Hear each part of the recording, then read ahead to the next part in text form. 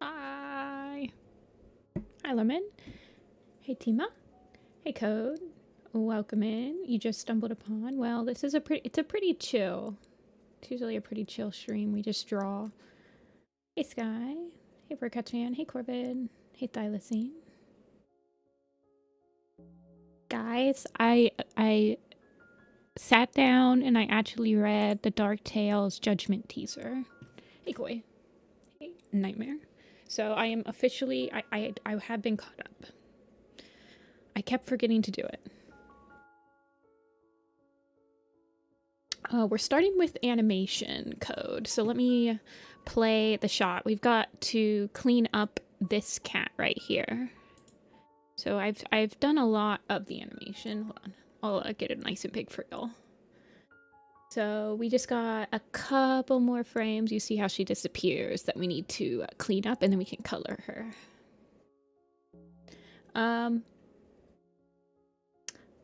I labeled this as like just drawing warrior cats though, because I might actually draw some characters from the teaser. I think I could at least draw like Wesley and the Beatrice. Who's the character? This is Leaf Pool, and then this is Moth Flight. Did I like the teaser? It was okay, yeah. Any tips for Clip Studio? I found it pretty easy to get used to. It's actually, I think, so I'm using Clip Studio EX right now, but I'm actually going to do a little bit of, I'm not sponsored by the way, but let me double check. I think Humble Bundle is actually, if you're not planning on doing animation, Humble Bundle I think right now has, yeah, they have a Clip Studio thing. It's lasts for about it lasts for one more day. Let me do a quick little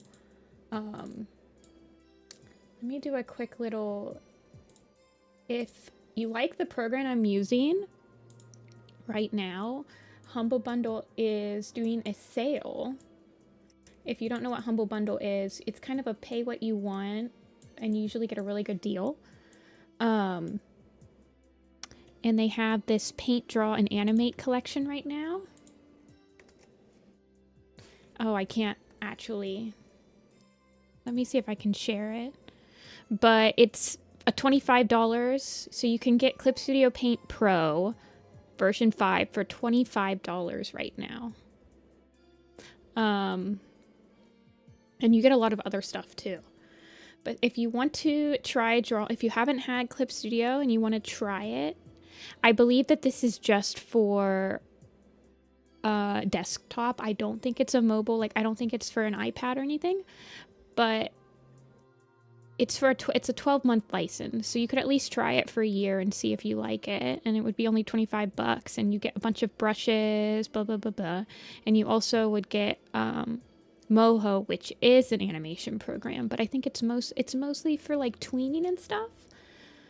But yeah, just FYI, it's called Humble Bundle. It's $25 US, so I think that's low, or I think that's less in euros. But yeah, just FYI, it is on sale right now in a bundle if you wanted to try out the program that I'm using. It is a great deal.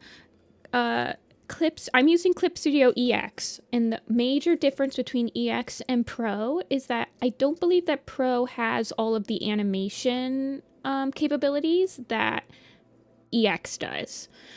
But you can still use it and try to like look to see if you like the program and get like your bearings for it. And I think you may be able to upgrade. So just FYI, I wanted to let you guys know that that is a deal happening right now. If you wanted to try out Clip Studio. I found it to be a pretty easy to learn program coming from a different program, but obviously there are differences. I'm actually trying a newer program that I downloaded for storyboarding called I think it's called UmoPin, and I'm gonna see if that's a good program.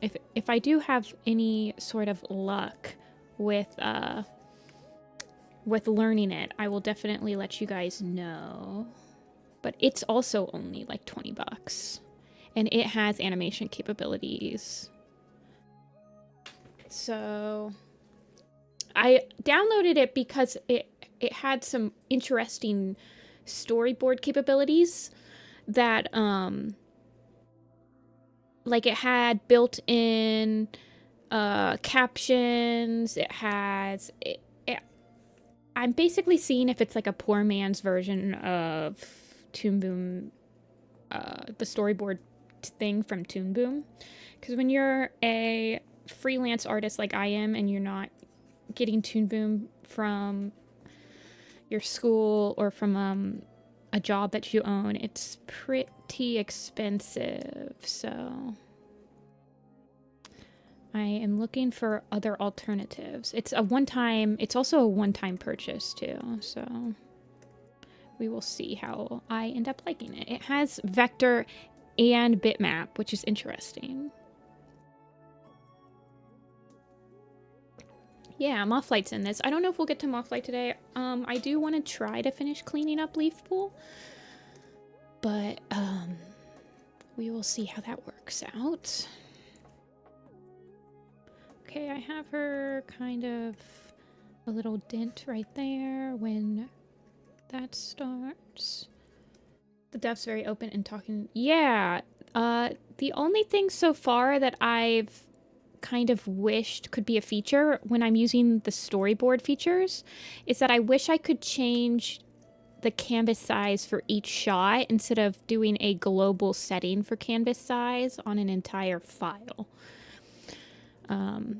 I might email the person and see if that would ever be feasible. So like if I'm doing like a big like 2-screen pan up, it's kind of, I can't just adjust the canvas size for that single shot, which is a little bit awkward.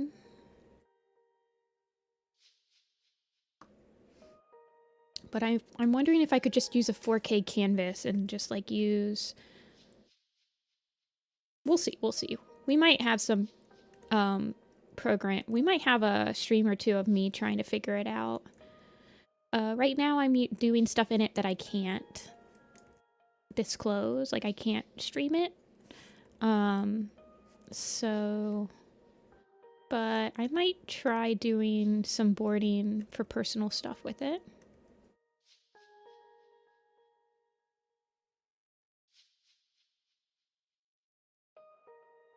New competitive software. I mean, it was pretty nice to use from what I've started with. I was just messing around with it yesterday a little bit. And it was pretty intuitive. The keybinds I need to adjust. The keybinds are quite different from like Clip Studio, Animate, and Photoshop, but you can adjust them, which is the main thing, is that as long as I can go in and manually override them to match my muscle memory, I don't really mind that the keybinds are a little less intuitive at the beginning. Firm believer in MS Paint superiority. Hey, that's where I started. I've seen some people do some amazing work in MS Paint. I have no hate for that program.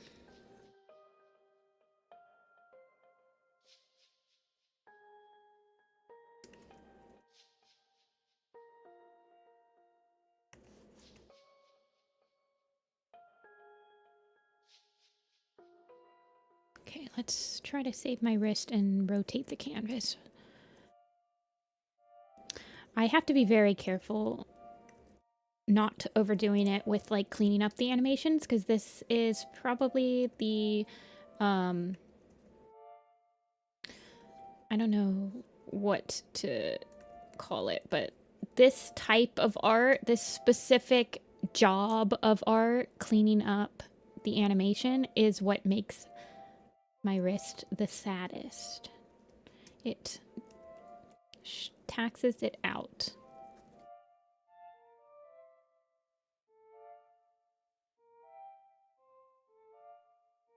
Am I in art fight? I am not, but how is everyone else doing in art fight?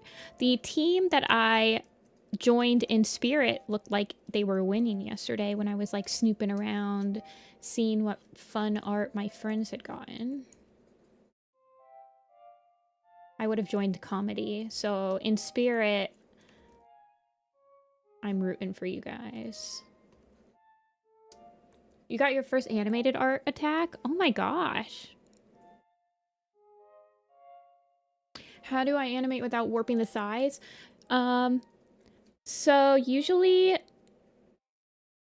oh, I don't know if I'm going to be able to explain this very well without showing you. There are streams of me doing the roughs for this animation. I feel like I roughed this maybe last month or the month before.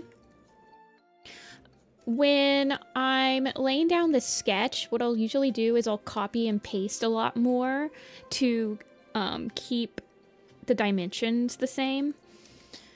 And then usually I'll have kind of like a still reference that I'm using. So do you, well, this is, well, you can kind of see the results of it. So do you see like there's a blue for this tufts? There are blue ones and there are red ones. The blue ones I laid down first, but there's going to be wind in the shot. So the wind is blowing the fur outwards and stuff like that. So I'm actually lining this, but I kept the blue in to give me an idea of what the original size was, and then I can keep that in mind while I'm animating the fur blowing.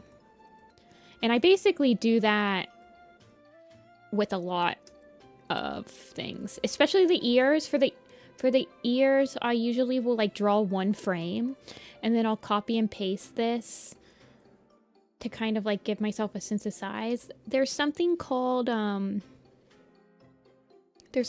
flipping, so you can model flip. So if you have a model that you're referencing off of, you can keep that on a frame above everything. And it's what I do when I'm doing like a lot of style guides. So like you would keep the model right here of like the standard head, and you could flip from it. So you just kind of like turn it off and on. And that tells you, when you turn it off, you can kind of see what the sketch underneath, like if it looks funky, it's easier to tell like exactly what's making it look funky.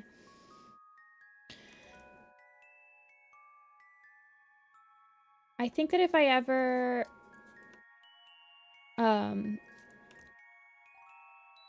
like flip from the model sheet is a lot, but a lot of like matte parts and stuff don't usually have a model sheet that you have to follow that closely. That's usually like actual productions and stuff. But sometimes I'll just make my own standard model.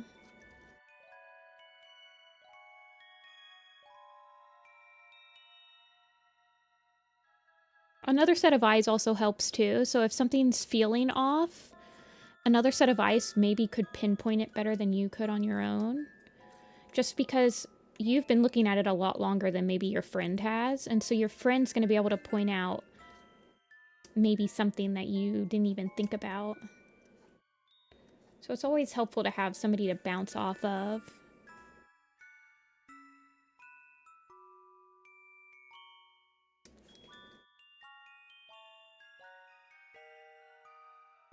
The back of cats' heads with hair. Yeah, I should definitely do a lot more There's a specific pose on a style sheet, like a reference sheet, that's the hardest for me. What do you guys think that is? I think it's probably the hardest for everyone. I think if I type in J Feather, he'll show up. Yeah. So I did a turnaround of J Feather once. The hardest pose on a turnaround for me, not this one. It's not this one. Not this one. It's not even this one. It's this one. The 3/4 back facing. Oh my gosh. Is this a hard pose to nail? This one right here is extremely hard. You can cheat it a lot in 2D though. It's actually a pose that you use fairly often when you're doing like storyboards and stuff like that. So it is, but I should do more poses. Like I should do a lot more 3/4 back facing poses to try to like get a little better at it. How far up does this go? Okay, it's right there. Front facing. I honestly have a lot more trouble with, I think, profile view than front facing.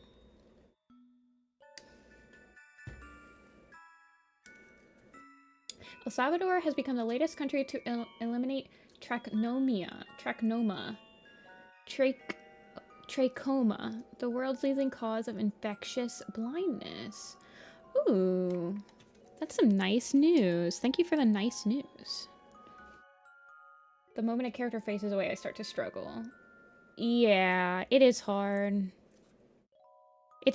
And I just don't want people, because that's the hardest pose, I think, for everybody. Don't feel like you're alone. That is a hard pose.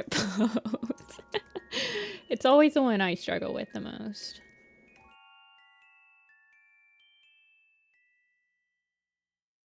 How do I get past the copyright strikes? I feel like copyright striking is not as common as you think it is as a problem for map parts. Or, I mean, you're going to get copyright claimed, but copyright claimed and copyright strikes are two different things. So a copyright claim is when you're allowed to keep the video up on your channel, but it's playing ads and none of the ad revenue is going towards you. It's going towards the people that copyright claimed it. A copyright strike is when it's removed entirely from YouTube.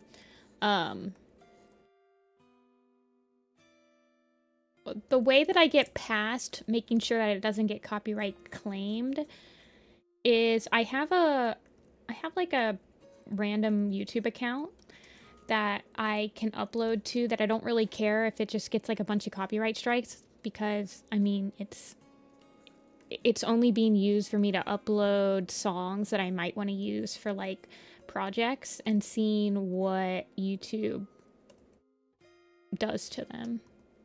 So I tested on that channel.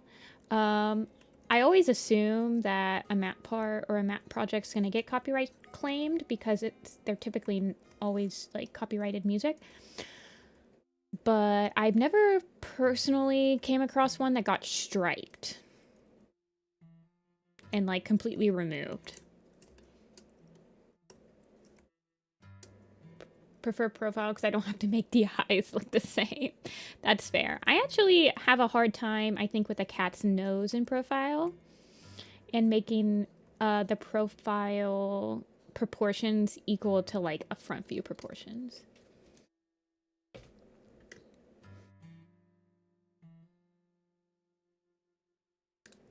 How often do my commissions? I don't think I've had a single commission. I haven't opened commissions this month. As you guys noticed, I didn't stream on Thursday or Sunday. I have been a little bit burnt out lately for drawing, but I was also getting very backed up on certain projects I had going that I really needed to focus on. So I'm officially caught back up on all projects that I don't usually stream. And I've just been feeling a little burnt out in general of drawing. Commissions, I don't think I'm going to open up commissions this week for commission streams, but I might open up some commission. I might actually start doing offline commission slots through Coffee as well. Usually I just do them via email. And or on Discord. But I might actually open up some off-stream commission slots.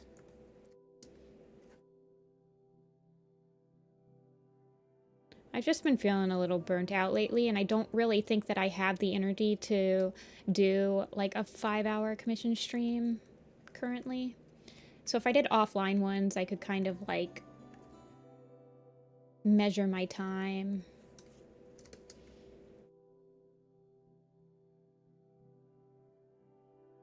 Are my designs open to use for maps? Yep, they're open to use for pretty much any Fan Warriors project. And then I also don't really mind if people use my designs as like inspiration to make merchandise. I would love a link to the merchandise though, if that is the case, because I would love to see it. The only thing I don't want people to use the designs for is anything not safe for work, obviously. I don't mind people using them for fun. It's a very big honor.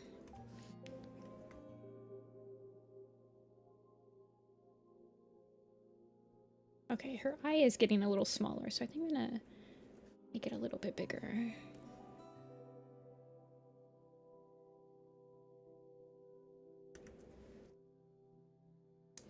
Yeah, I don't mind. I mean, I make merchandise off of my designs and I make money, and I don't know, I don't really care.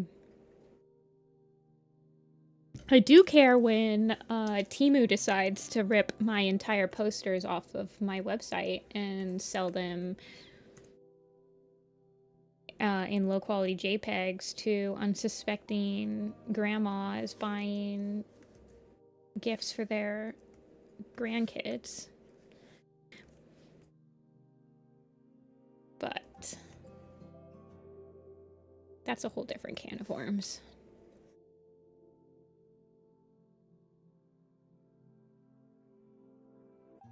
Mothlight map. I am a little bit full. I'm only doing one map part at a time right now. It's pretty much all that my schedule can handle, but I'm sure that there are other people in the chat that would love to check it out.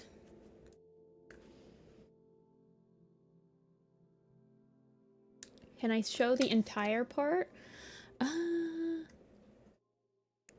Yes, I'll have to show it to you in pieces. Give me a second. Let me see if I can get... Where are these getting exported to?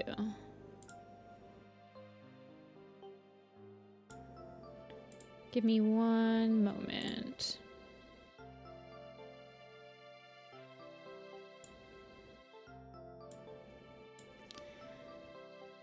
Did I post it?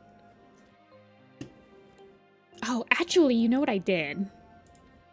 Hold on. Give me a second. I did this. I actually, like, combined all of the parts together into a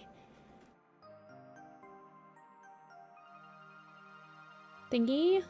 Let me download it.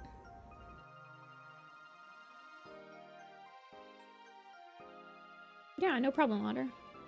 I know a lot of people like using my designs just for, like, background characters because they don't really want to design, like, 100 cats. I don't mind if you, like, edit them either. Like, if you want to add them, if you want to edit their colors to fit more with your characters, or you want to simplify them because they're background characters, I don't care. I like seeing fan-made warrior cat stuff, so if I don't really mind. Okay, here it is. This is gonna be a little scuffed, so forgive me. Where is it? It's gonna be in this. Okay. It's a little scuffed.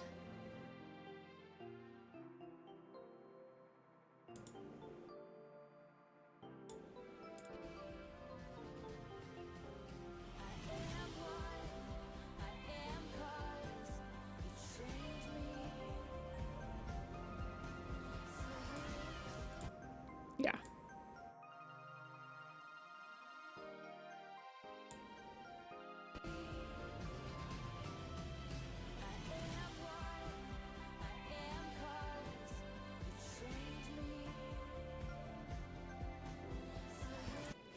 Okay. Obviously, it'll all, so right now the first two shots, all the animation is done. The first shot, I still have to finish a little bit of the background painting, and then the second shot has all of its background done. And then after all of the animation is done, we'll have After Effects streams where I'll combine everything, make everything look very cohesive, change the colors to be more suited towards nighttime for the characters and all that stuff, you know? So right now it's all kind of just like cobbled together for the whip, but yeah. I'm having fun with it. I'm definitely shaking off my animation rust with the part. It's still definitely something that I'm never going to be able to animate at the same rate that I did when I was in my early teens, late 20s, or early teens, early 20s. Well, my teens through my early 20s, but it's still nice to do it every once in a while. I just have to be careful and not to be overwhelmed.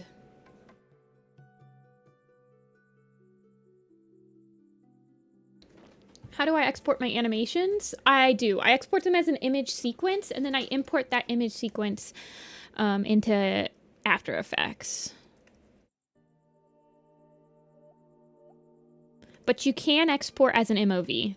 You can export animations into a file format from Clip Studio. Like, I could technically finish the entire shot in Clip Studio. For sure. There is, like, a camera in Clip Studio. There are ways to import your audio.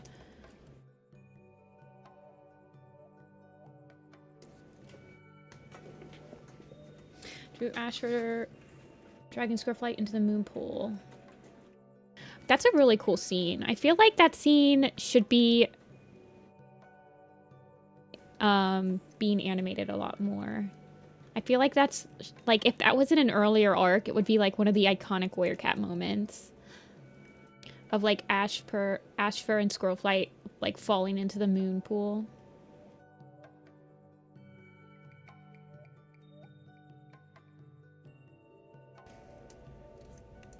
You can use the graphic novel to reference. I have been thinking that I think we'll see a lot more fan projects using just, like, the graphic novel designs.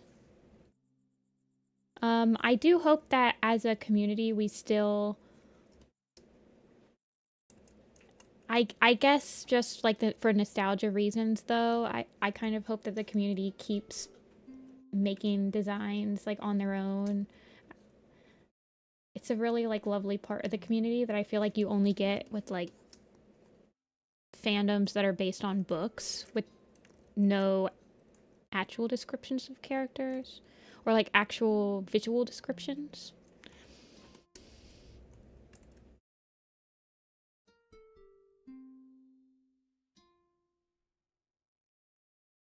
Always forget Hollyleaf doesn't climb up in the tree in the gathering scene. Yeah, that's a Mandela effect for sure. Everyone loves... I mean, it's way more visually interesting. So when you're telling it in a visual way,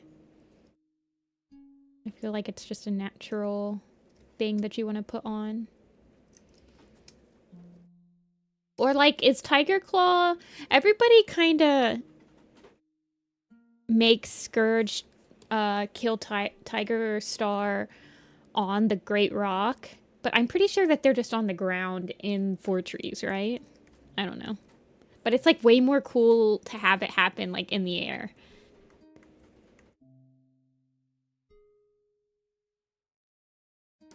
Okay, I think that one is done.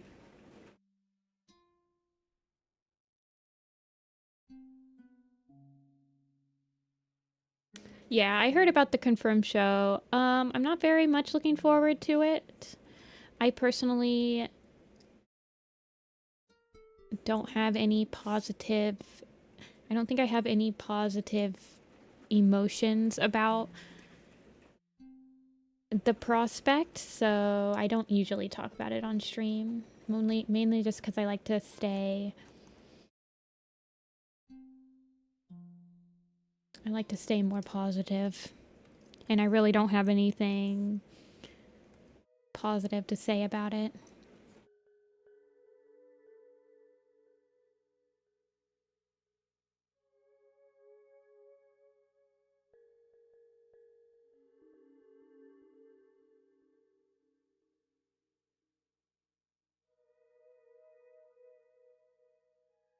If you go back maybe like 5 minutes, Kay, in the video, I did just show the entire animation. So if you kind of like go back in the stream a couple of minutes, you will be able to see the whole thing.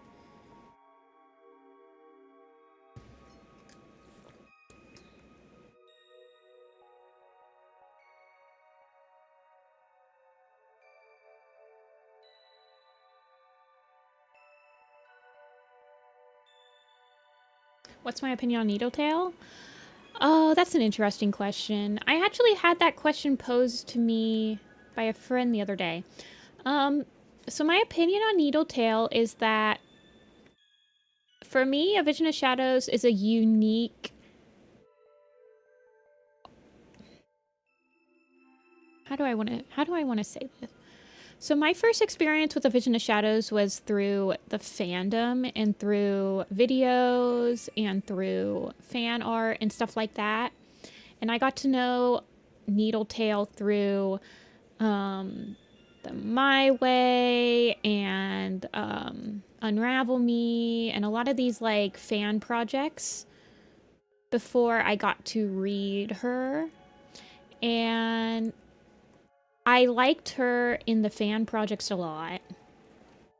But when I read her, I actually really did not like her character. And so she's one of the characters specifically for me where I had the experience of she doesn't match the fan created version of her. And so I actually don't really enjoy her character a lot when I'm reading her. I think that they kind of gave her a botched redemption arc. I wish that we would have gotten more of a proper apology from her, that she really did kind of like treat Violet Paul like secondhand when she kind of started crushing on Rain. And we never really get that. We get a really quick redemption arc.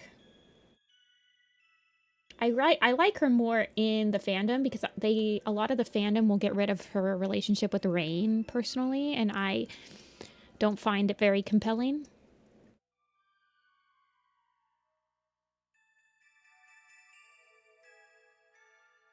And they kind of like simplify it into just her being disillusioned and tricked by Darktail, just like Violet Paul was.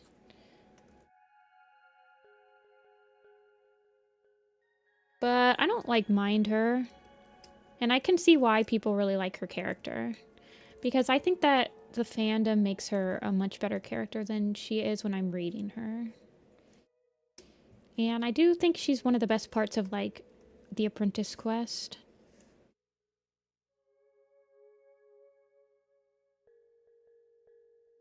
I feel like it felt less like sisterhood and more like a non-hostile hostage. Yeah, and that really does bother me. So I do like how the fandom kind of takes away a lot of the... Obviously, they make her a little bit less unproblematic. Or a little less problematic. There are specific scenes in Thunder and Shadow that make me really, really not like her character.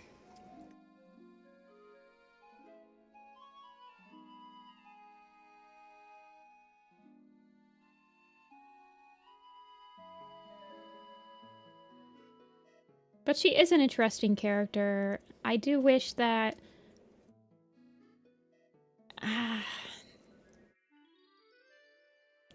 yeah.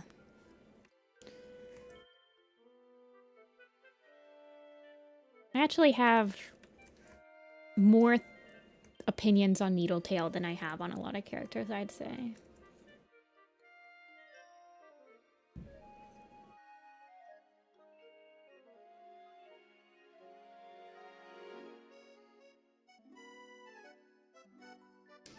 My favorite scene in A Vision of Shadows?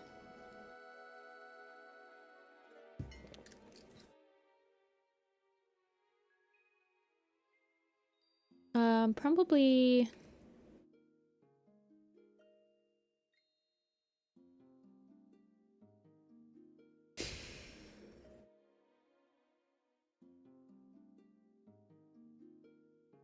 my gut was the scene where Rowan Claw saves Yarrow Leaf's kits, but I also do really like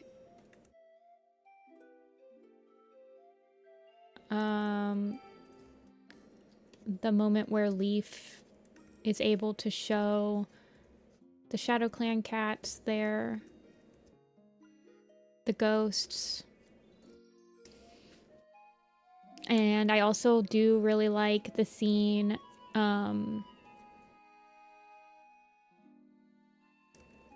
where Darktail finally takes over Shadow Clan camp and Rowan, Star, Tawny Pelt, and Tiger Claw are ousted. That is a good scene. It's like the last scene of Thunder and Shadow, I think. And I also do really like the scene where in Raging Storm, where Juniper Claw is demoted from being deputy because it's discovered that he tried to poison Sky Clan.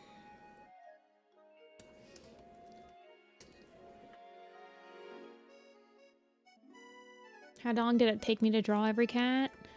18 months during COVID. I always have to specify that I only was able to draw it that quickly because I was doing nothing else other than drawing cats. Because it was during like 2020 and 2021. I do believe that I did start working towards the end of 2020 though. I think that's when I got my job at UPS.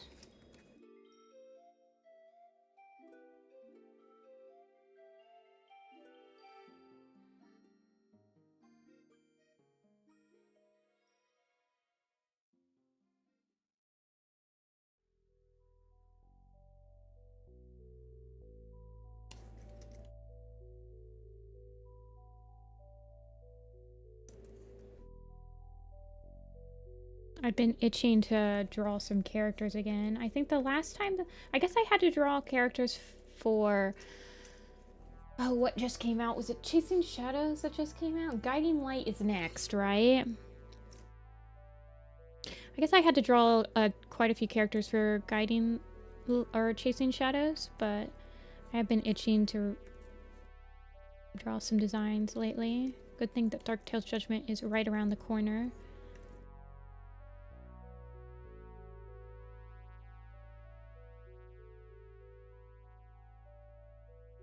With everything I've been doing, yeah.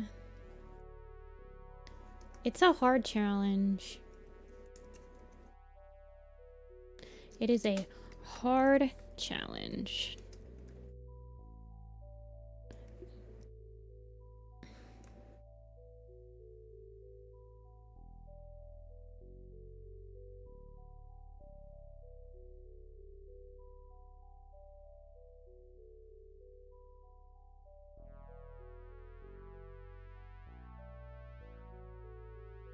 Okay, I think this does go down like this. I was trying to figure out if this tail tip does kind of go like this and then bounce back up.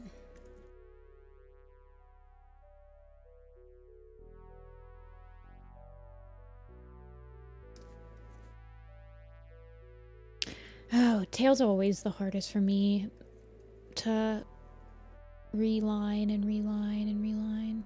They always get a little shaky. Kind of petting my lines a little bit, but that is fine.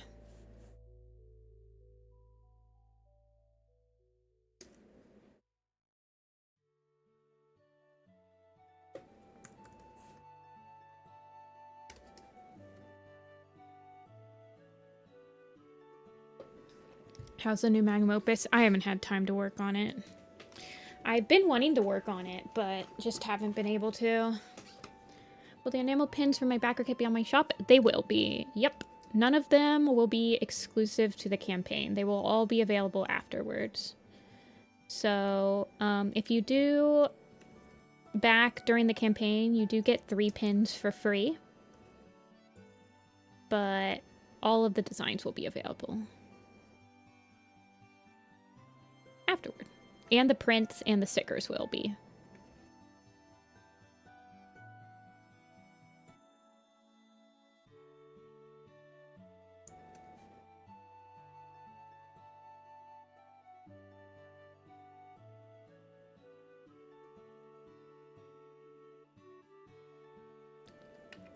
What's my FPS? I'm doing 24 FPS, but I do a lot on 3s, which means that even though I'm on 24 frames per second, I hold a lot of frames for 3 frames.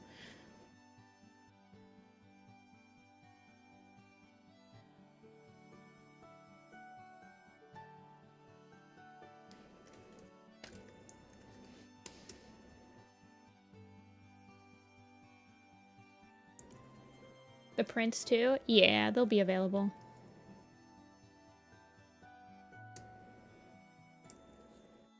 I actually just shipped something to New Zealand yesterday. So I am able to ship all around the country. If you back from a European country, I include safety information. Everyone else doesn't get the safety information, only European countries. Yes, this is Clip Studio.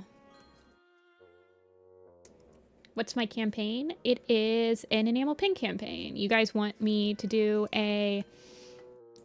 I actually just finished all of my sticker designs for it. I need to post in the community tab. For that. Here, we'll do a... Do the other countries have to just guess? So I'm only required to send safety information with EU ones according to laws in the EU. So they're the only ones. But like the safety information is just like, hey, this has sharp points at the back. You should definitely use the safety pin. And also, it's not suitable for children under 3. So it's not like a lot. But these are my enamel pins. It's got 10 more days to go. They are based on littermates, so sibling pairings. I have 2 of them already prototyped. So this was the squirrel and leaf. And the power of 3 ones. Yeah, I guess I should. I actually probably should do a end of the end of the campaign reminder. But yes, there are 25 designs. They've all been unlocked. So there's a lot of different pairings. So blah blah blah. There's lots of different ones. There is a Needle and Violet if you were interested in that. There's add-ons. Every single order comes with a free sticker sheet and 3 free mini pins. So these 3 pins are free. So, but yeah, if you are interested, there are a lot of them. Each of them have a sticker design too if you just wanted stickers. The Strike Stone, yeah. Probably won't order that many of this one. But yeah. We are getting into the Twilight portions of the campaign. I don't think I'm going to have any extra designs, like, revealed. I might make some more stickers, but I don't think I'm going to have any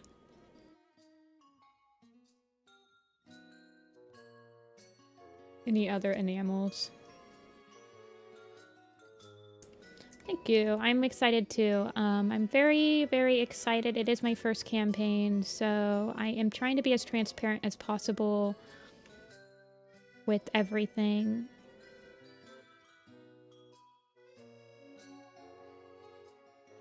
But I really appreciate the support, and I hope everything continues to go smoothly.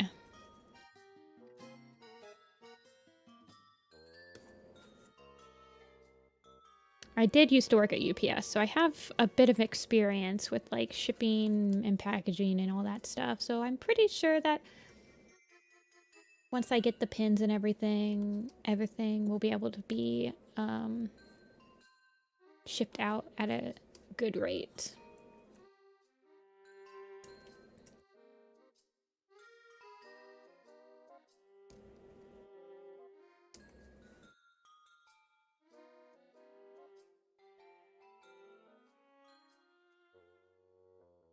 But they will all be available after the campaign. They probably won't be available until like the Christmas season after the campaign though. I'm hoping to get all of the pins, as long as production goes smoothly, I'm hoping that all of the pins will be able to get to the backers by Christmas. So it could also be a Christmas gift. I'm hoping to get them out before Christmas because then shipping will go up. And I'm like, hopefully I can get them all squared away before the Christmas season.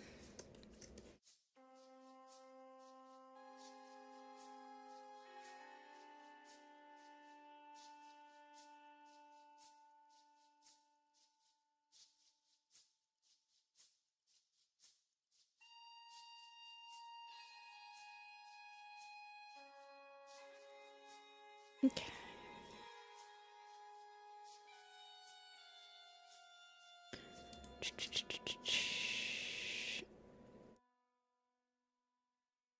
I don't know if I actually need this right here because she doesn't have it on any other frame, so I'm actually going to remove the curl.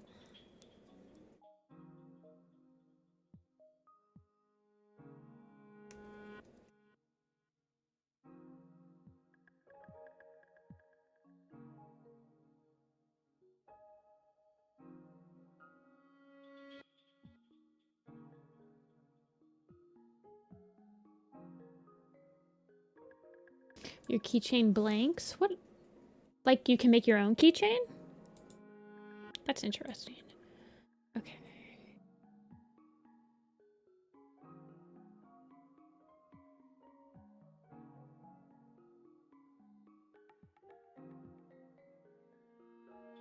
That's fun. That is really fun. Okay, right there.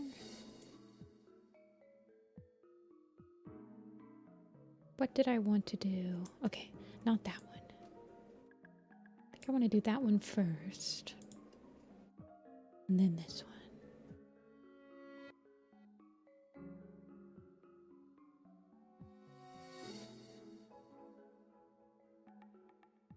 Maybe? Maybe not. Maybe I want to do that one next. Start with that one.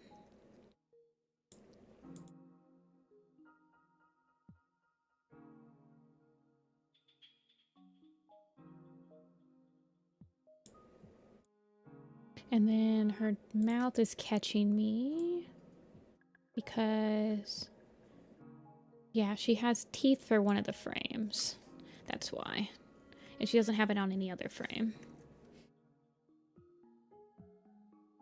I'll add the teethies.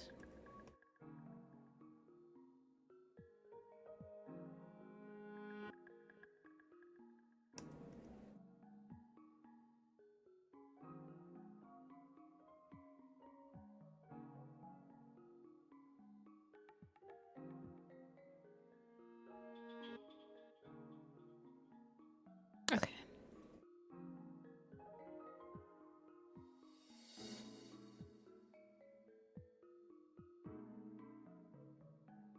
And then she turned, and then her mouth closes. Give her her dentures. Is there a character you wish had more merch?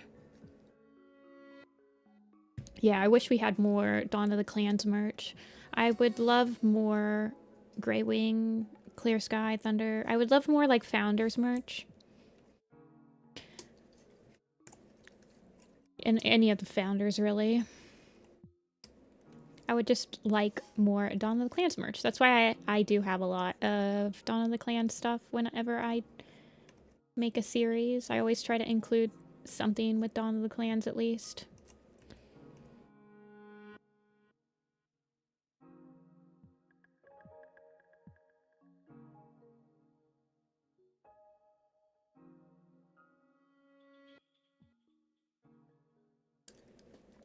More Darktail merch. Probably will get some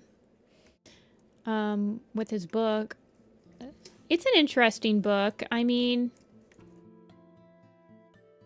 the teaser was fine.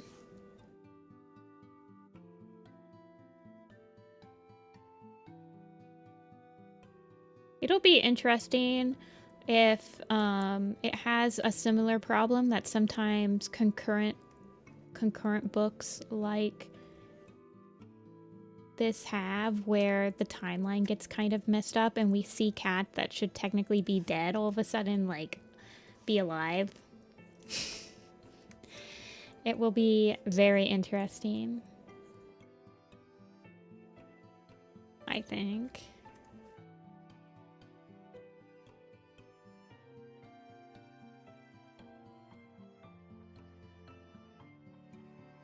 Hazel Frond merch.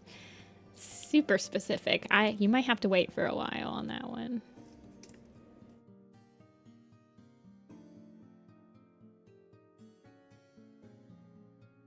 I've been watching animal documentary Life on Our Planet. It's on Netflix. It's kind of fun. It's got a lot of like mockumentary stuff combined with actual like animal footage. It's pretty fun. I'm enjoying it.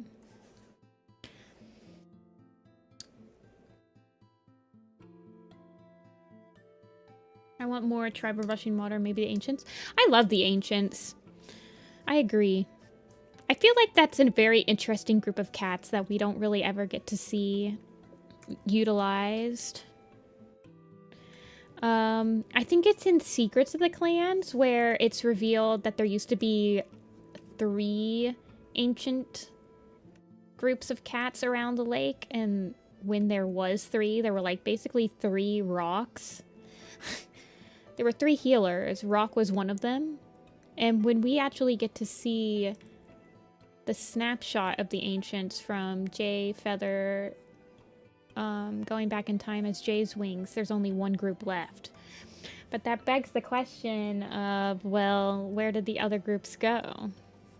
I feel like it's kind of a playground for like a fan clan or fan groups or like AUs, stuff like that.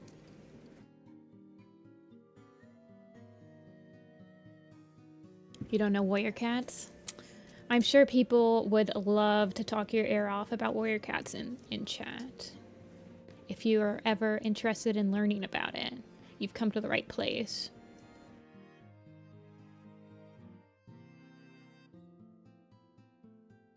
It is raining very hard outside, by the way. So if my internet decides to die, just know that we are getting heavy rains.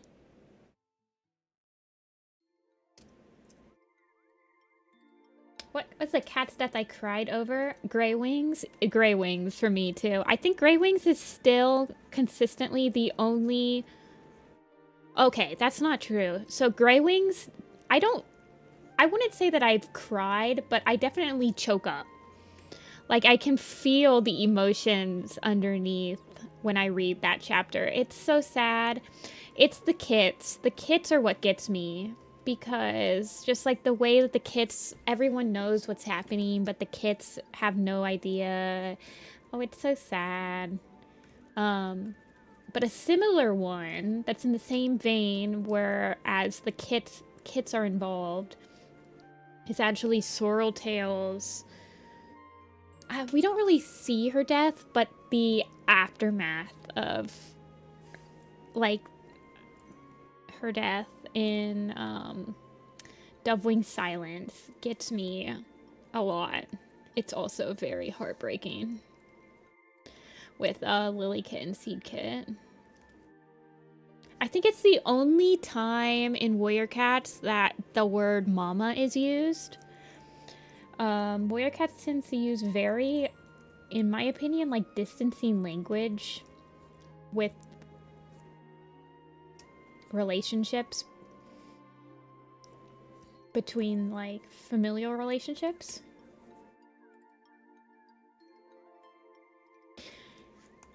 But that one is really sad. Lily and Seed.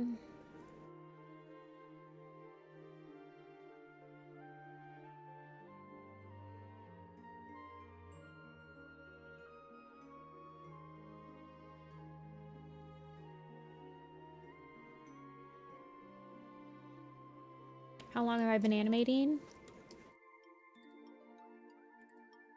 I think I started in 2009.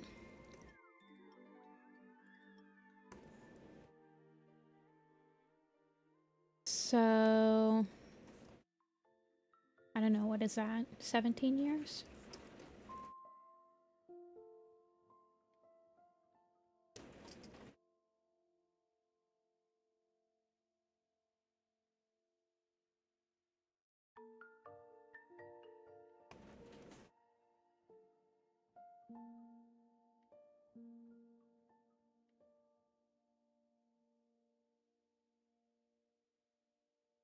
Dust Pelts and Purdy's.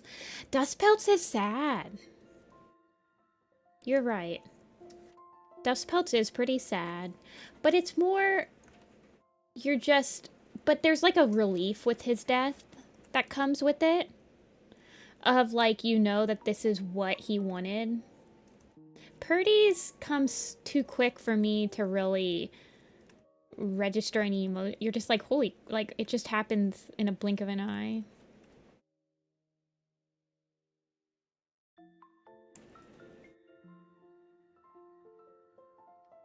Who remembers Dark Clan? True OGs remember Dark Clan. Briarlights. I was thinking about that one. Briarlights also comes out of nowhere, but I think like the the situation surrounding it is pretty sad, where she's like purposely kind of keeps it secret.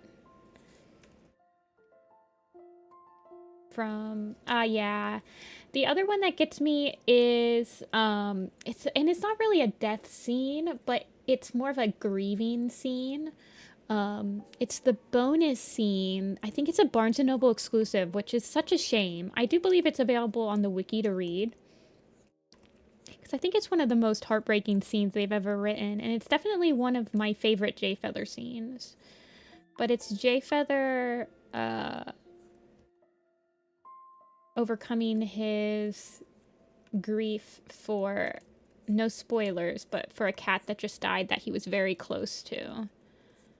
And it's a very sweet scene. It's short. It's maybe like a chapter or two. But it's a scene that definitely, like, you need, like Jay Feather needed.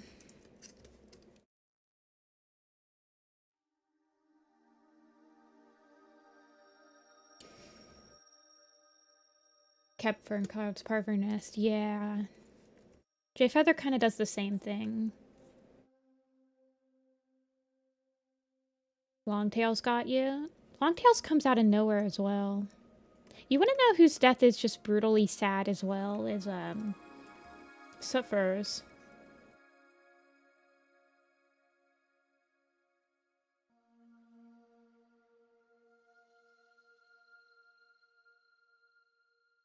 That one's pretty sad.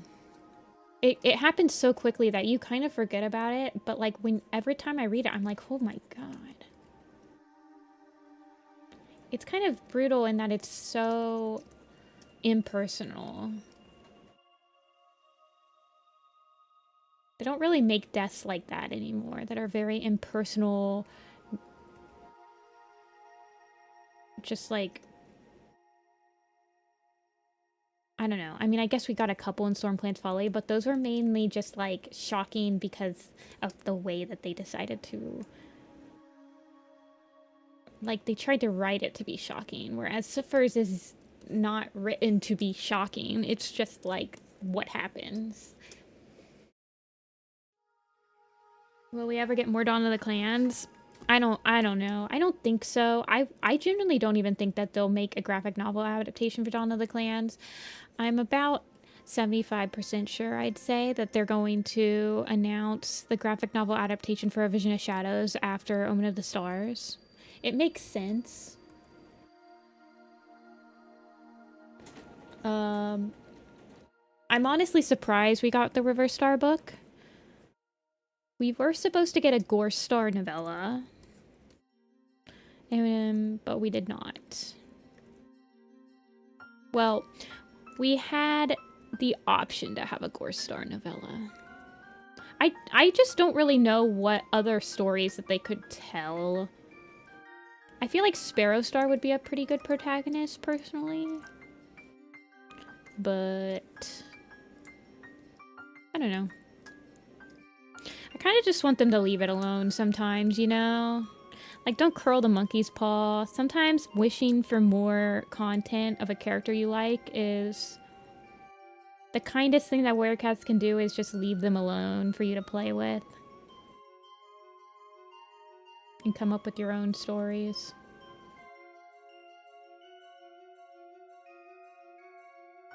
Yeah, Bracken for my baby. Darktail Double Death. I feel like they probably... I wonder if they regret doing that. I'm almost positive that the Darktail Double Death was only there to give Violet, Shine, and Needletail a chance to murder him. Well, not murder, but to get their revenge. But it kind of seemed like an anticlimactic end to one of the Warrior Cats villains that has the highest confirmed, like, kill count. It's kind of an anticlimactic way. I don't know, maybe they're doing something with the ghosts, like the spirits and stuff like Moonpaw and with Morning Kit. Maybe now that Briar, Bristlefrost, I don't know, maybe they're bringing back... I don't know. I feel like that would be jumping the shark on Flake, but Warrior Cats is nothing if not jumping the shark, so... as long as it's an entertaining jump,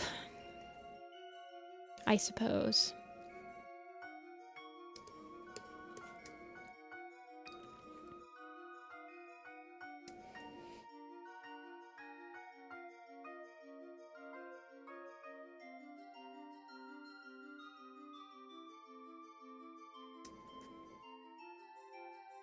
Well, and then they've already kind of retconned his appearance in A Light in the Mist, haven't they? Because in the prologue of the teaser for Darktail's Judgment, he is shown already being in the Dark Forest.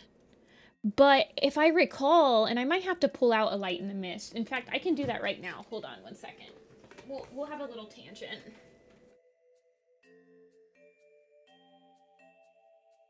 Okay, I'm pulling out A Light in the Mist. When does Darktail show up in A Light in the Mist? Where does he show up? Here we go. Darktail is right. Darktail appears. He goes,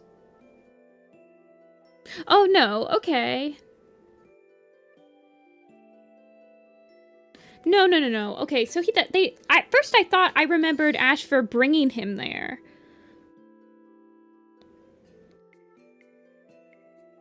Wait, hold on, no. Okay, so one star's tail twitched. He snarled, "What are you doing in the dark forest? You're not a warrior. You don't belong here." So that's him talking to Darktail. Darktail goes, "Oh, my father, I lived long enough among the warriors to earn my place here, don't you think?" That matches up with the prologue. And then he goes, "I was surprised as any cat to find myself here, but it all worked out. Ashfur has given me a chance for revenge. I failed in life, but in death I can finally destroy the clans." And then Firestar goes, "You should never be allowed to walk among warriors in life or death, not even among warriors who harm their own clans." And then Grey Stripe says, "How did you bring rogues here?" And then so Ashfur says, "They died recently like your clanmates. Their spirits were fresh. It was easy enough to bring them here while StarClan was busy."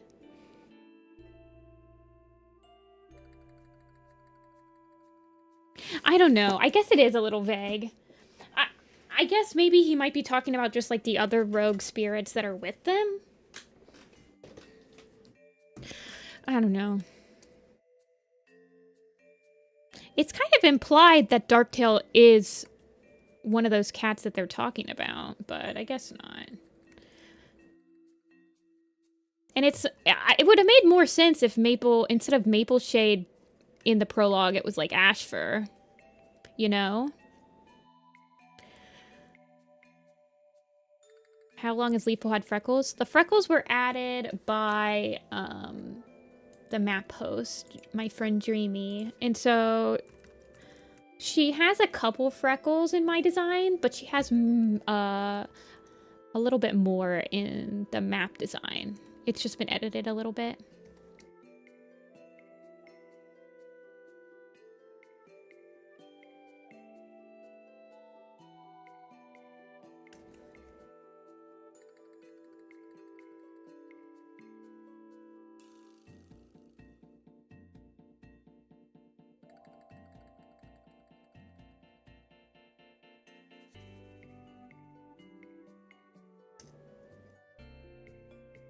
He TP'd the ghost there. Yeah, it's kind of... I always thought that line implied that Darktail was... But he's a little bit coy, I suppose, with one star and saying, like, "I was surprised as anyone." I don't know, maybe. I guess it's not that big of a deal. I feel like it would have been more interesting for him to have been dragged via revenge into the dark forest after wandering as a spirit, but they did say they want this to be a foil to One Star's Confession, and One Star's Confession literally starts like that as well, except he ends up in StarClan. So, wah.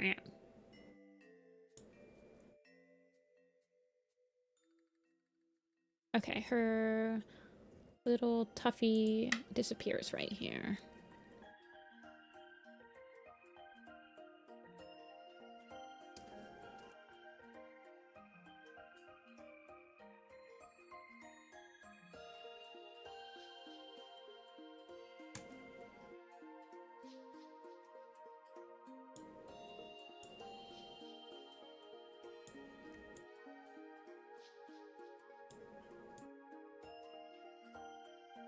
As in your mind, he's on a proper Dark Forest clan. Well, I feel like it is kind of like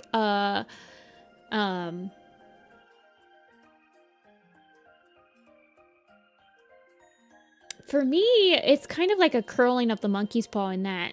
In the teaser, Dark Paw, Dark Kit, he wants to be a clan cat so badly, and he's only acknowledged as being equal to a clan cat in death when he's allowed in one of their hunting grounds.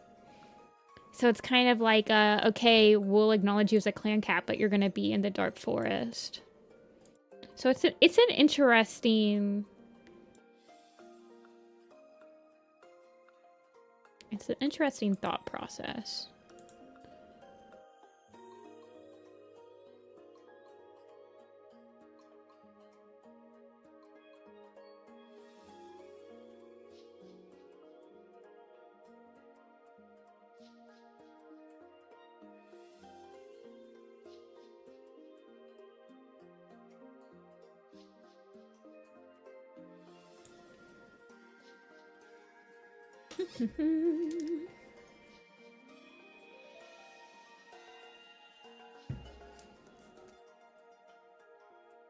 Is a dark forest for kitty pets? I don't think so.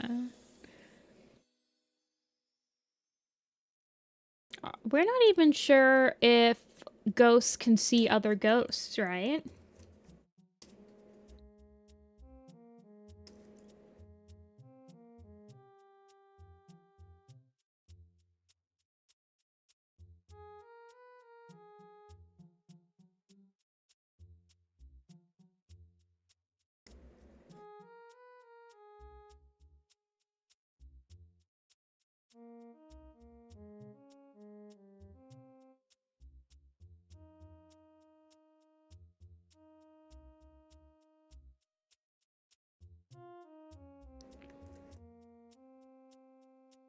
I think Shadow Sight and Spire Sight could see each other.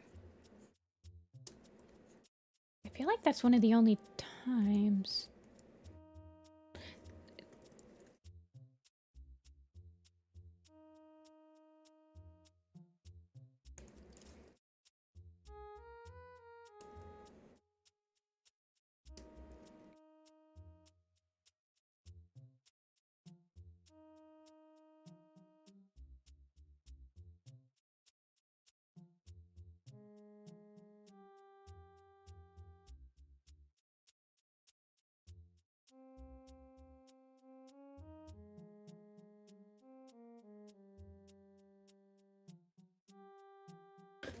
Firestar was on a clan cat. And Darktail was technically the leader of Shadow Clan for a bit. But he didn't... Yeah, you're right, you're right.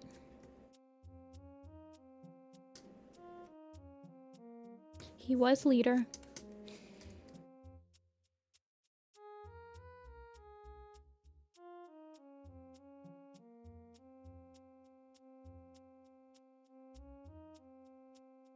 I think I'm just gonna trace this one.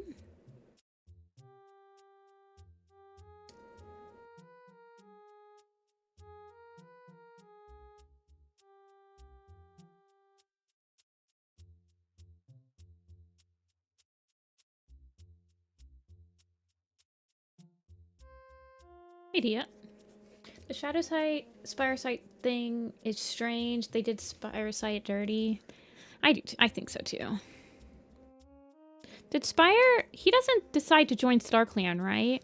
They, like, offer him a place there, and he's like, nah, I'm good.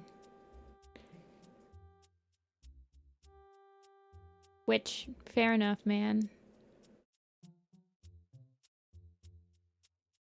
Fair enough. Let's actually add her eyebrow.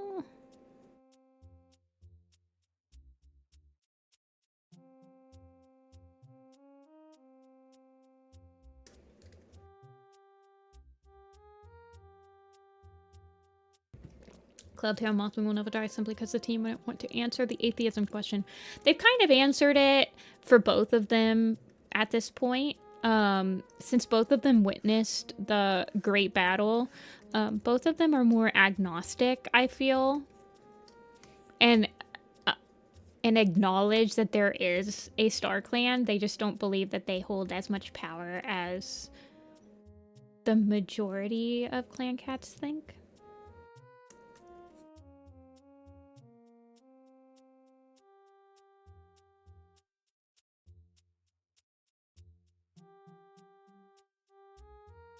But we've already witnessed them kind of evolving the spiritual realm of warriors to encompass every single eternal hunting ground.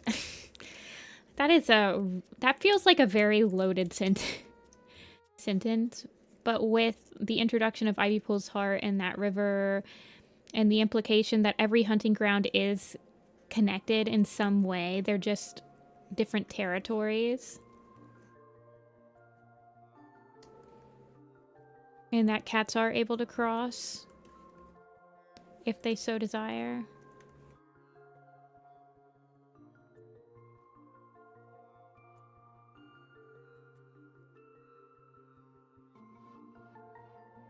Speaking of the answering things, did you see they're doing a Q&A? No. Gotta be honest, I'm a little scared whenever they decide that they're doing Q&As. They like to knock over a lot of very concrete things when they decide to answer Q&A questions.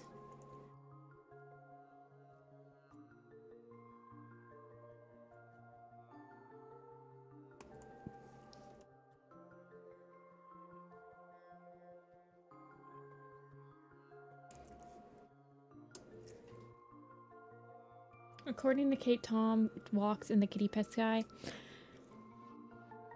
Yeah, but then One Eye is... According to Kate, One Eye is the initial Dark Forest creator. Like, he's the first cat to be sent to the Dark Forest. So, I don't know. But for me, I'm like... There's no way that he... yeah, I don't know. I wouldn't try to... I wouldn't think about it too hard. Trying to add logic into warrior cats is sometimes a fool's errand.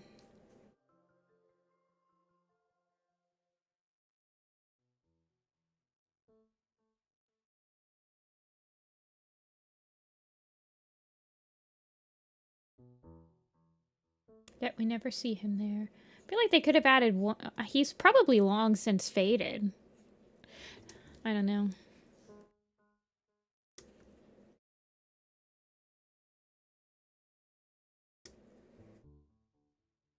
Wasn't he the ThunderClan Elder? Different cat, but same name. You are onto something, but it is a different cat. There's another One Eye in Dawn of the Clans, which is the prequel arc. But yes, you are correct in that there is a One Eye in the first arc of Warriors.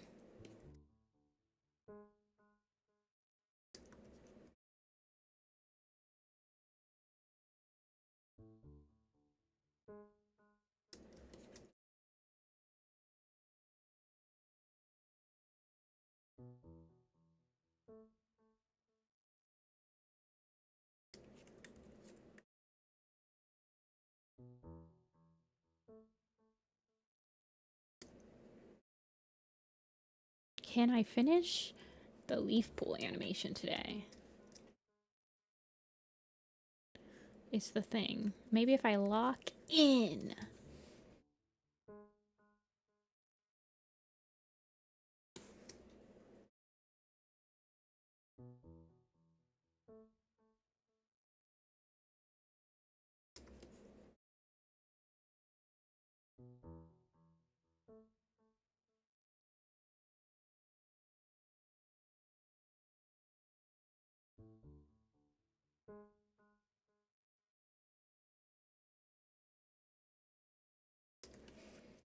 When one kills people and one is a nice old lady.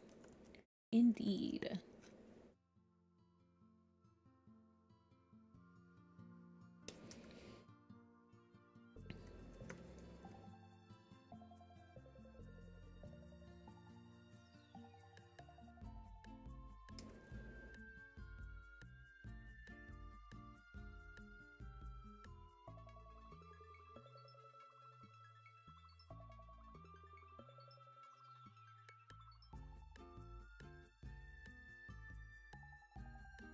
Get the paw going. Oh, doing the frames that are just tracing over the same thing over and over, man. They really start to get at ya.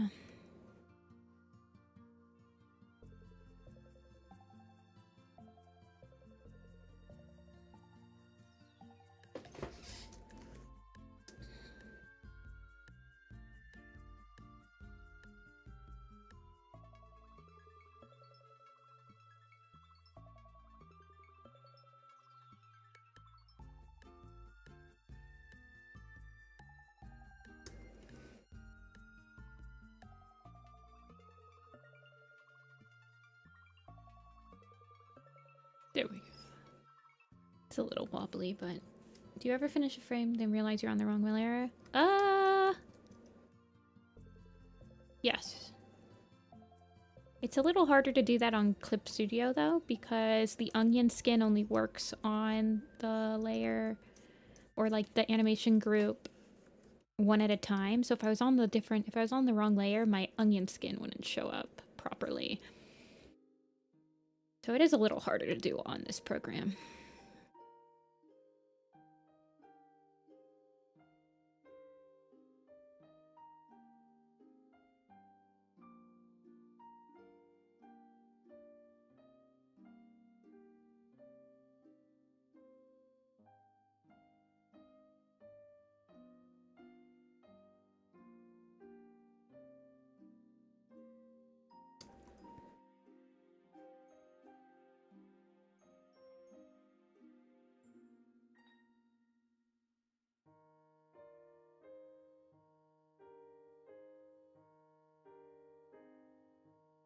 Let's see.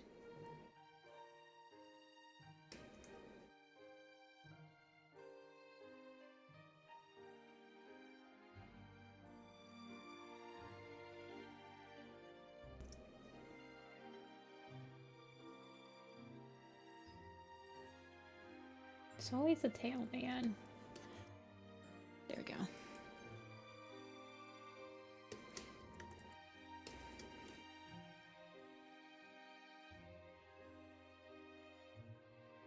Oh, nope.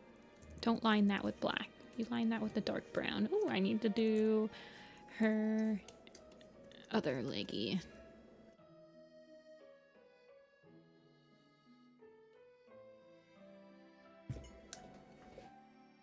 And I'm out of coffee.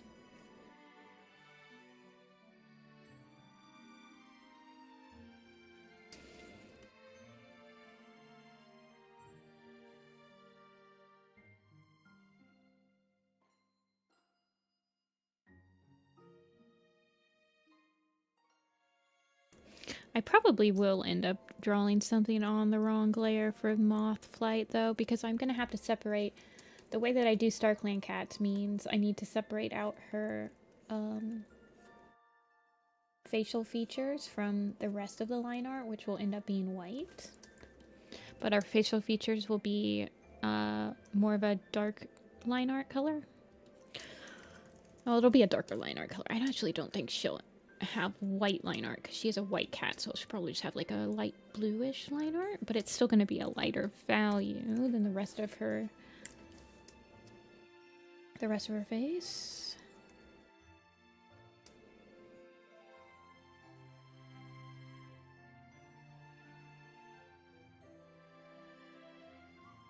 Mothlight deserves the wrong layer.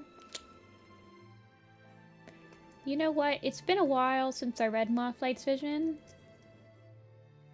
so my anger at her has subsided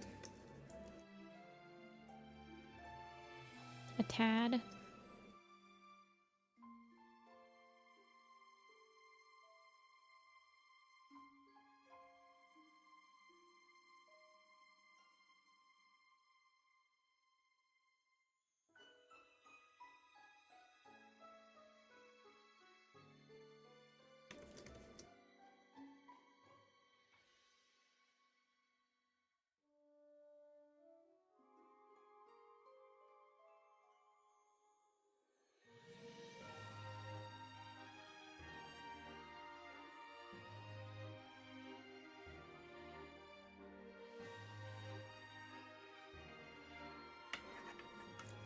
Yeah, Mothlight's vision, and then her in this scene in particular,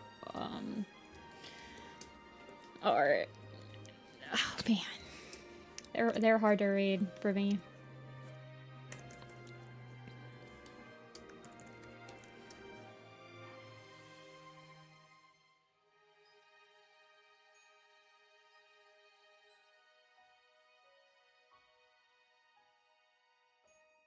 My favorite arc is probably the first arc, followed by Dawn of the Clans. But they're both like, both of them are arcs that I have no problem rereading over and over.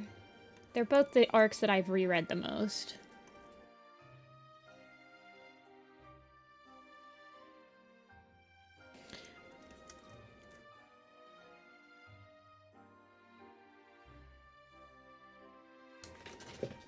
Don't understand why she made choices. Yeah, I know. You're preaching to the choir, Tommy.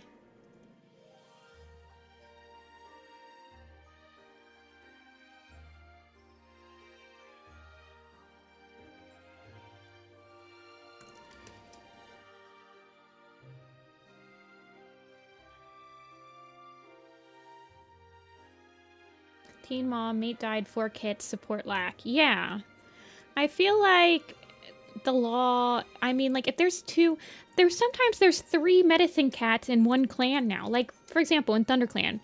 In A Vision of Shadows, we had 3 full medicine cats at the end. You're telling me that one of those cats couldn't have, like, there isn't enough of a support system now that the other cat could have kits? And then, like, the idea that, oh, well, you should treat all of your clanmates as your kits, and you shouldn't have any special interest in a thing. I'm like, what? Bold of you to assume, like, a cat can't also still care for their whole clan and then have kits. I don't know, man. It's just stupid. I don't think there was a way to write that good at all, though. It's more of, like,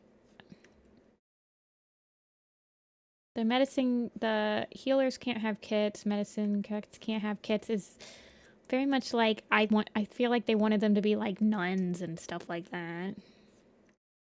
I don't know.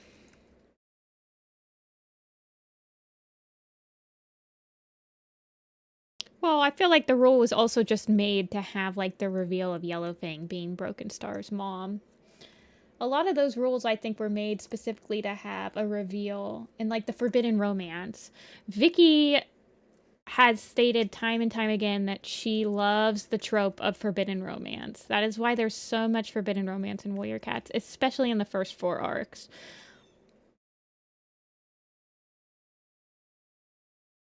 Because Vicky in particular thinks it's one of the most interesting tropes.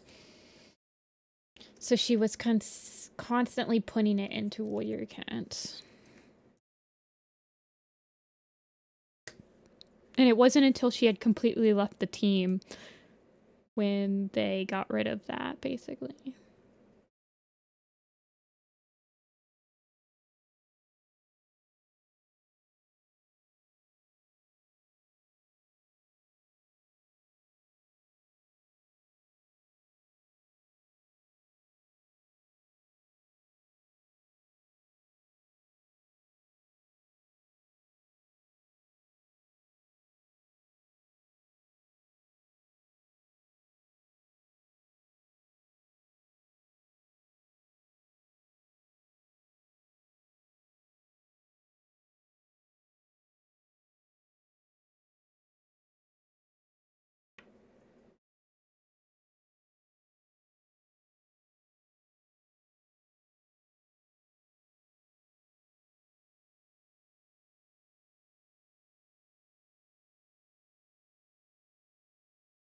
I feel like I wonder if I could put like a windy thing happen. I don't know. There's a frame right here where her tail disappears. Yeah, there it is.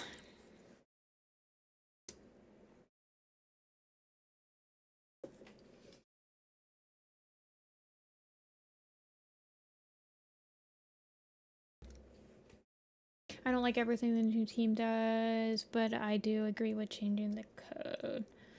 Yeah, I mean, I'm okay with them spicing things up. I do think that they...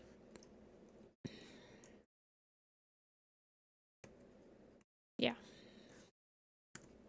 The new arc might be one of the worst arcs so far. It's pacing-wise. But Power of Three also had the issue where nothing started happening until the 4th book, so... I can't say that it's uncommon.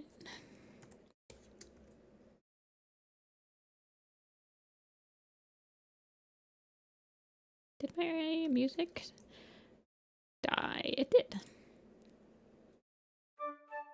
Oh, it's loud now.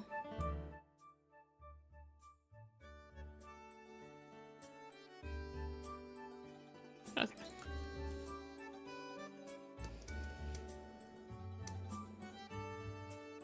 The sound of silence.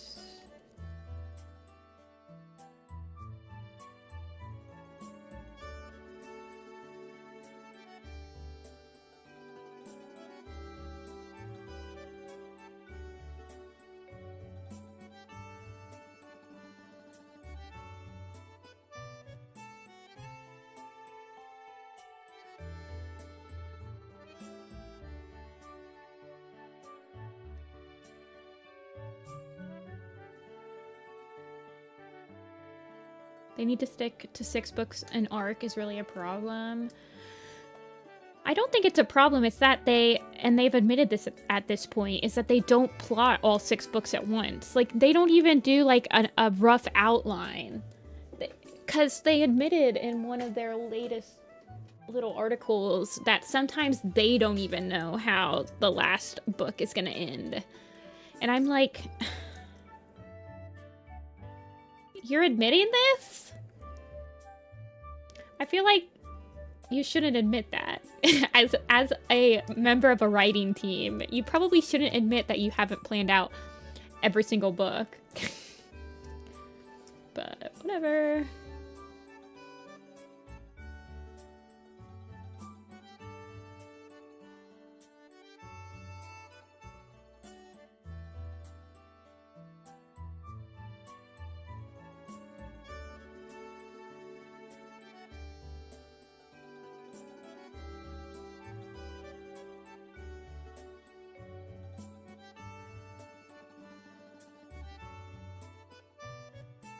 You could not waterboard that out of me. Yeah, that's pretty much how I feel. They're like, you might be surprised to know that even we have a hard time wrapping up everything going into the 6th book brainstorm. I'm like, well, I'm not, but also I feel like that shouldn't be a conversation that you have just coming into the 6th book brainstorm. I feel like they probably have a prophecy and a resolution to the prophecy. I feel like they do write 3 books at a time. But then if that's the case, then... I don't know. Anyway...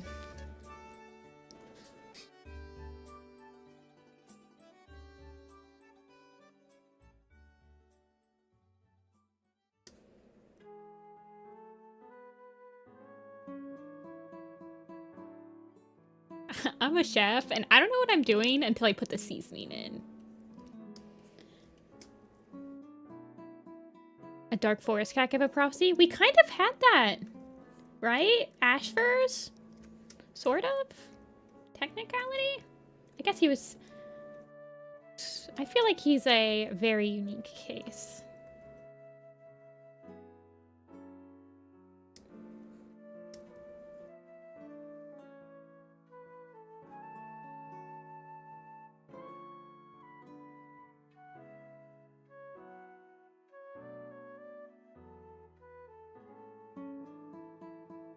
Does the Darktail book come out in September?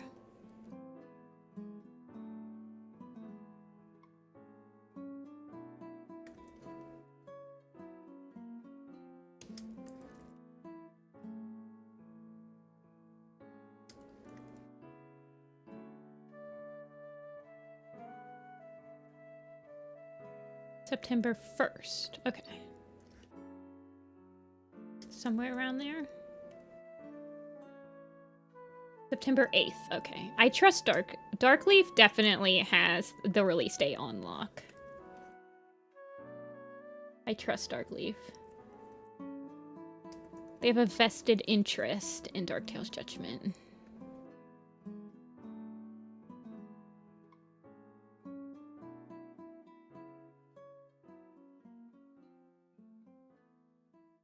Do you ever think we'll get a Wind Clan point of view in the main story? I sure hope so. I thought that Changing Skies would have one for sure. Like, it was on my bingo card. But they really do like the Sky Clan, Shadow Clan, Thunder Clan point of view. This is the third arc that's had that split. And in 2 of those arcs... Well, in 2 arcs where we had a main Shadow Clan point of view, they ended up switching to Thunder Clan. Or a different clan, but... They do really like the Shadow Clan, Sky Clan, Thunder Clan. I thought for sure that one of the kits that got saved in a Starless Clan would become a point of view, like Branch, Leaf Curl, or Grass Fur. Leaf Curl is a cute name. I feel like, but then we would have had 2 Leaf point of views, which I don't know. I mean, I guess we did because we had Leaf Star. So I was like partially right. We did have a Leaf point of view. I would consider Darkleaf the Darktail expert. Definitely, definitely. They have earned that title.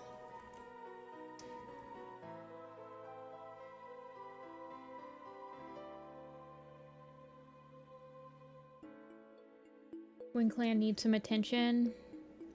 You could...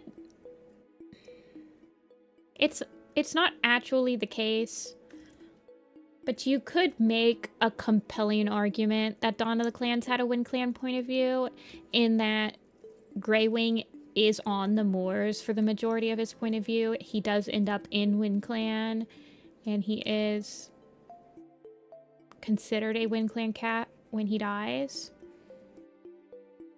But you could also make a compelling argument that that is not the case.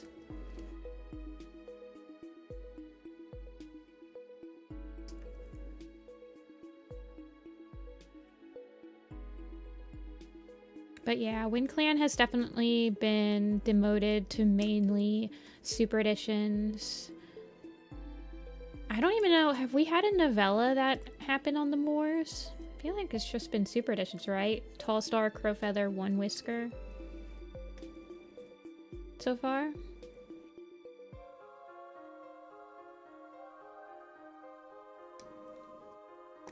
Stretch kit or wrestle kit? We'll see.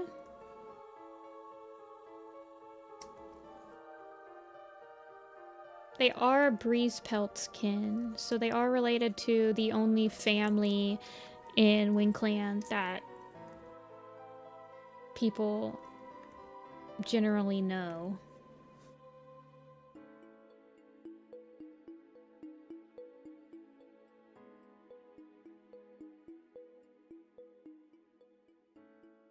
Mothlight too. Okay, yeah, you're right, Sunny. You're right. Mothlight too. Yeah. So they. Can somebody?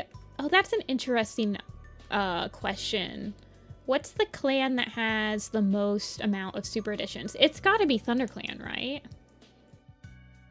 It's still got to be ThunderClan, but I would bet that Wind Clan. I mean, you could technically say Storm Clan's Folly kind of had a Wind Clan point of view as well. It also has a Thunder Clan point of view, but definitely ThunderClan. Here, let's look.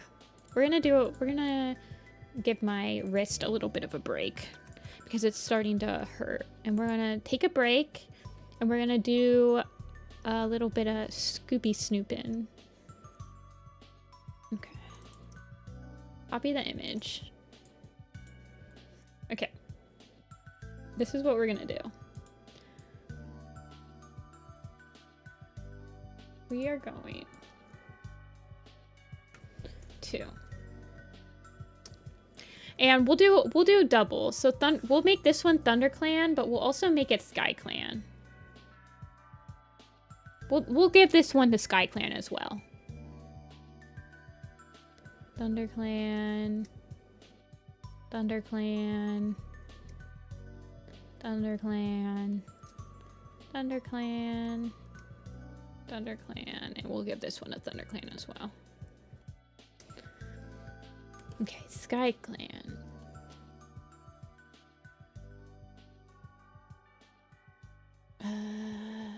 SkyClan.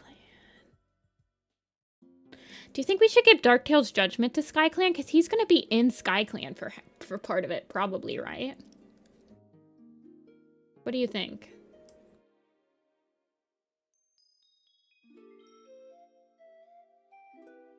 I don't want to. Okay, WindClan.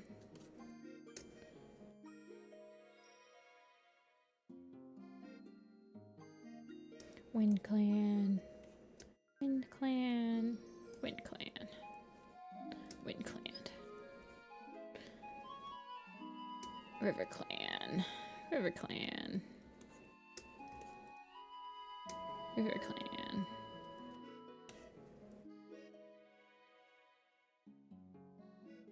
Rogue point of view, yeah.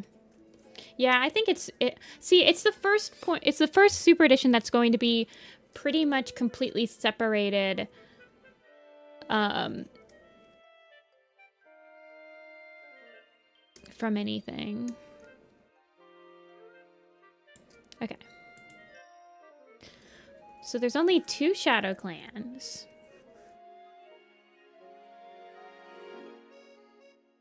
There's 3. So Shadow Clan has the least amount of point of views for Super Editions. River Clan has 3. Sky Clan has 3, technically.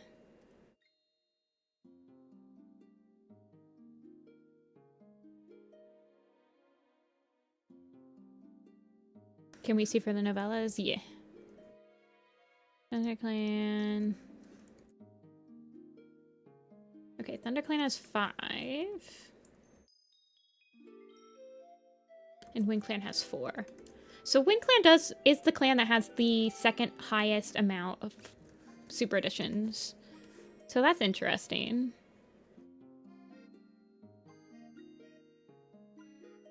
Yeah, novellas. Give me a sec. We'll do it a little more simple for the novellas. Give me a moment.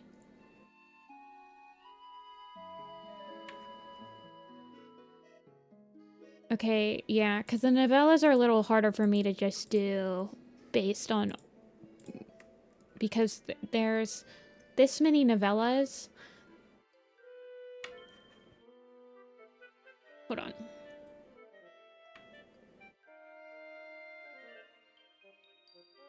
But we're gonna have to do this a little bit differently. Manga too. The manga's definitely... What? Oh, I'm on gouache, okay. So we'll do ThunderClan, ShadowClan, WindClan, RiverClan, SkyClan, and then we'll do No Clan. Because there are quite a few No Clan cats.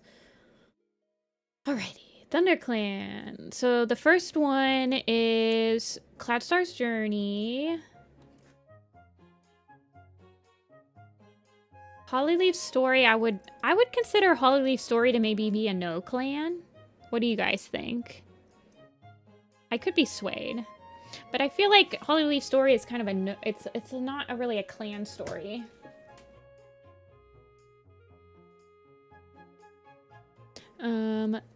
Leaf Tiger Claw's Fury is also kind of I think I'm gonna give Tiger Claw's Fury Shadow Clan and No Clan. Leaf Pool's Witch is ThunderClan. Deathwing Silence, definitely ThunderClan. She does explore ThunderClan a lot. I can give it to her. I'll give it to her.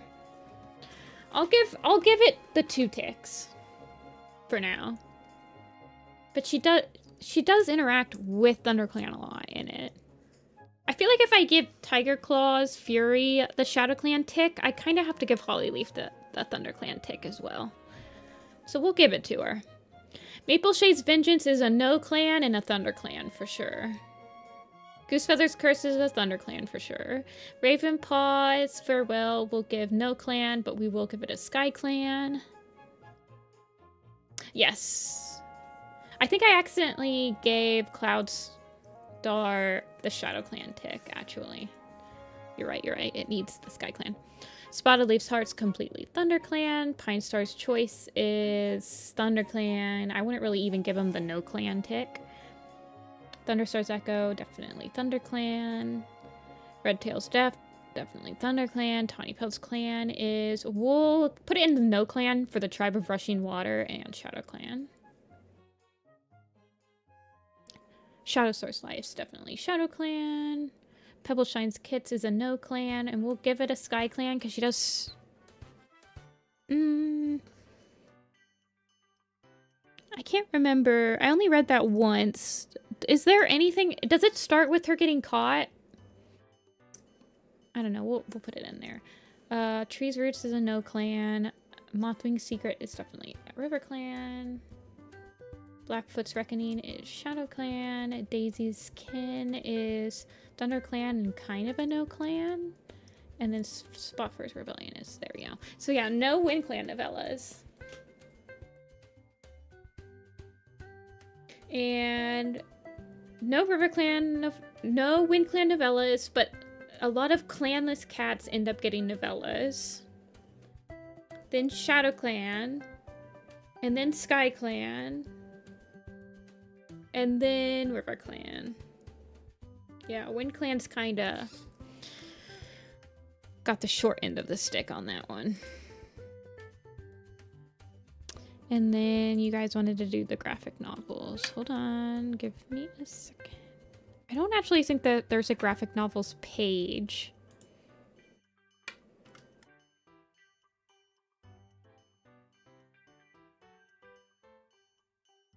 Like I don't think that there is a full page for the graphic novels.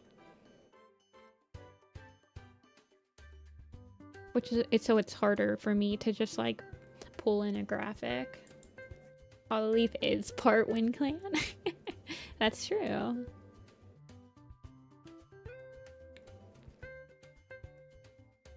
If we had just gotten that Gorestar novella. Yeah, I think it was we got the Blackfoot's Reckoning instead.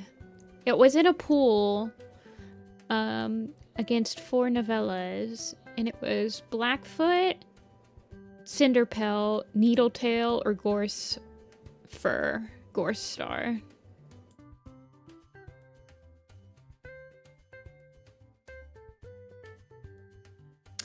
So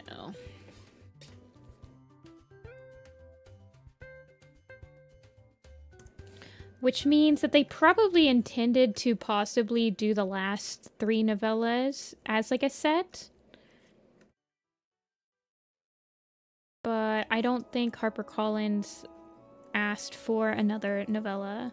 I don't think that the novellas had been selling very well for a very long time. And so HarperCollins probably just didn't commission any more to be made.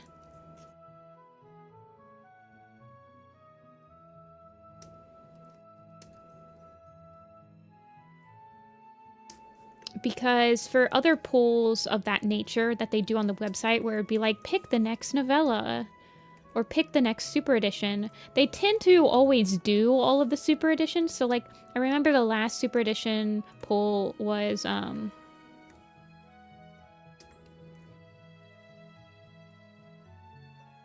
there was one for Ivy. Well, I guess they don't, because there was one for Ivy Star, River Ripple, or Misty Star.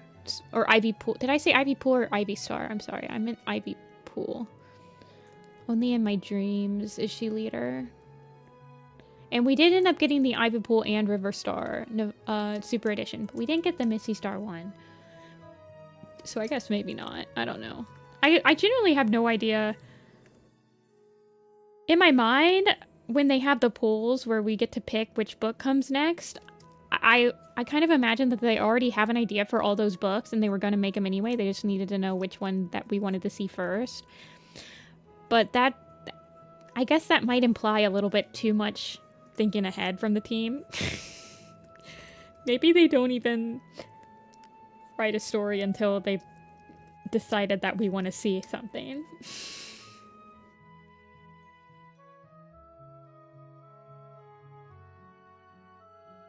I'm curious as to who they would write a novella about. I would assume that they would start with like Needletail, and I don't know what we would get from a Cinderpelt novella, personally. Is the thing.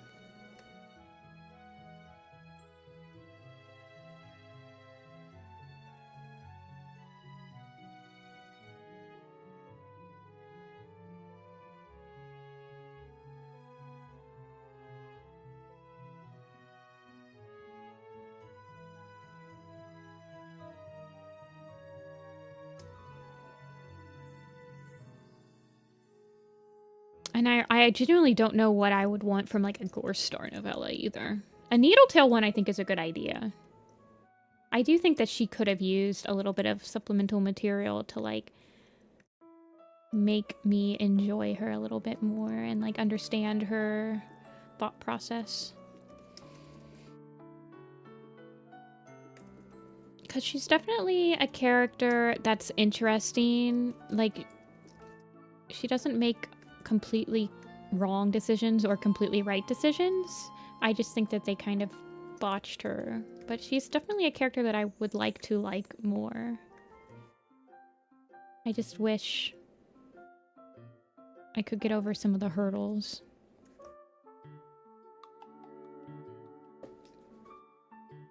Snowtuft novella. I do hold firm that I think a good novella set would be a bunch of Dark Forest Cats backstories. Like Maggot Tail, Silverhawk, and Snowtuft. I honestly feel like they could do something very interesting with an Ashfur novella. But I also believe that those could be good standalone graphic novels. Of like a Snowtuft standalone graphic novel, kind of like we got with the Rise of Scourge. That had his backstory. I genuinely think that would sell very well. I think the graphic novel would sell way better than the novella. Dark Forest Cats and like villains in general tend to sell well. And people really like them. I think it's kind of silly that they haven't tried to pitch an idea to HarperCollins to do something like that.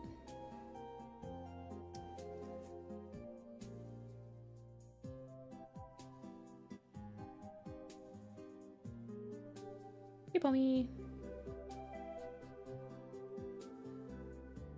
Another one featuring the old clans.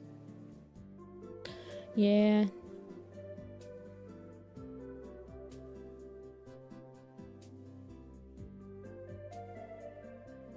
Let's see. I think I have one more frame to clean up. Yeah.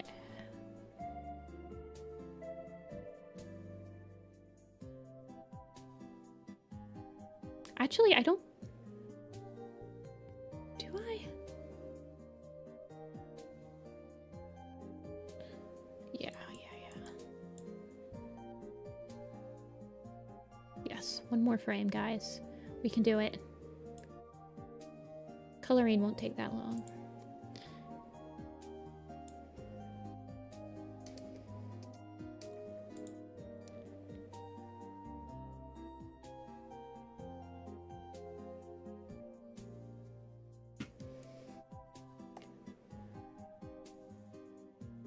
I'd hoping they put Snowtuft in a Stormcast Folly. Yeah.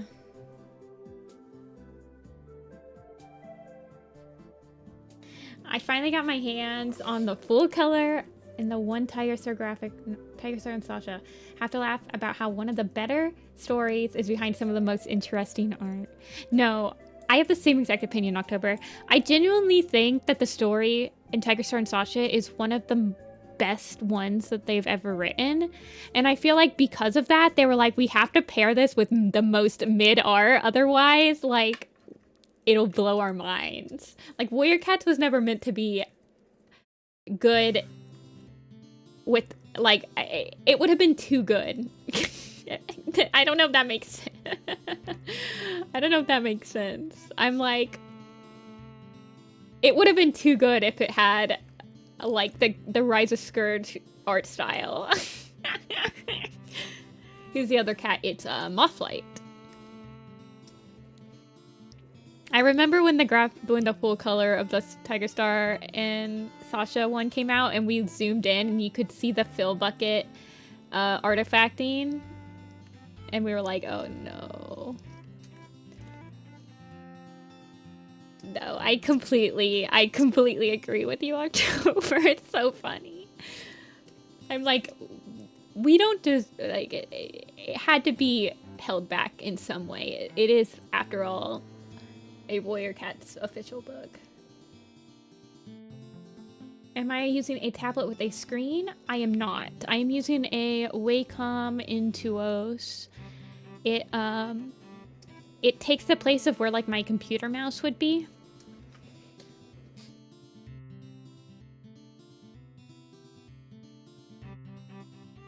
Okay, and then the rest of it... Okay, I need to do her.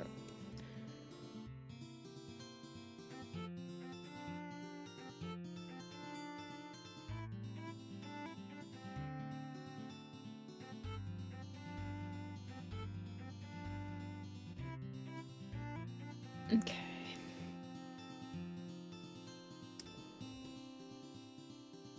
But I have a Wacom Intuos. I think it's just called a Wacom Intuos Medium now. It's one of their cheaper tablets. Wacom Intuos. Yeah, it's just the Wacom Intuos Bluetooth graphics tablet. It's actually on sale for $70 right now.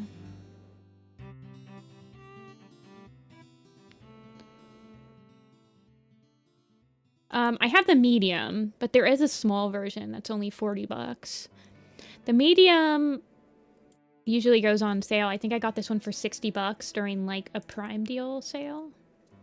Like a Prime Day sale on Amazon. It's quite a few years old now. Probably like 4 or 5.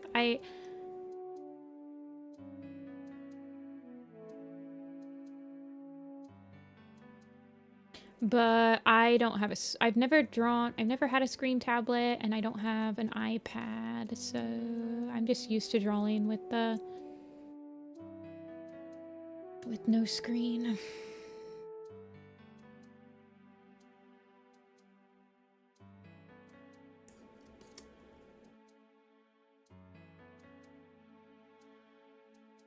Although I do wish I kind of had one for doing my animation cleanups like this. This is the only type of art that I do wish I had like a screen tablet for. I feel like I would be a little bit faster.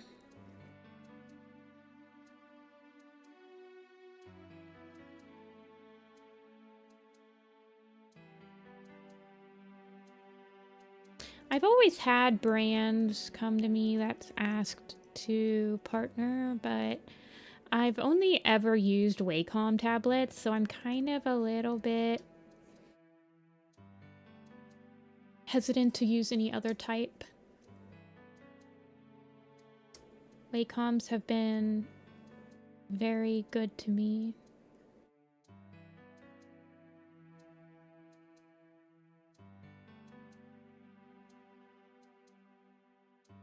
And they last a very, very long time. The tablet I had before this, I had for over 10 years. I only got rid of it because it didn't have built-in Bluetooth, and so when they came out with the model that had built-in Bluetooth, I upgraded. It still worked perfectly fine. It was just, I had to connect it to my computer at all times.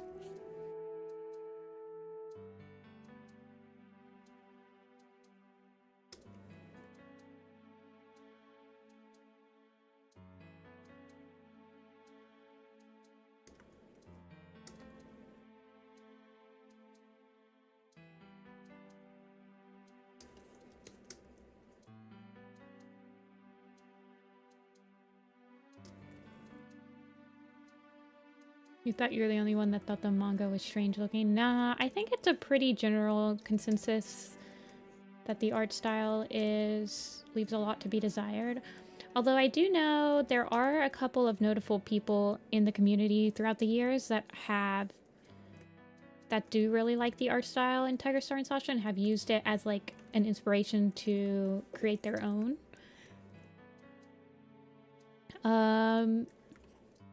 Off the top of my mind, I do know that Ursidae used the Tiger Star and Sasha style as a backbone to create their own.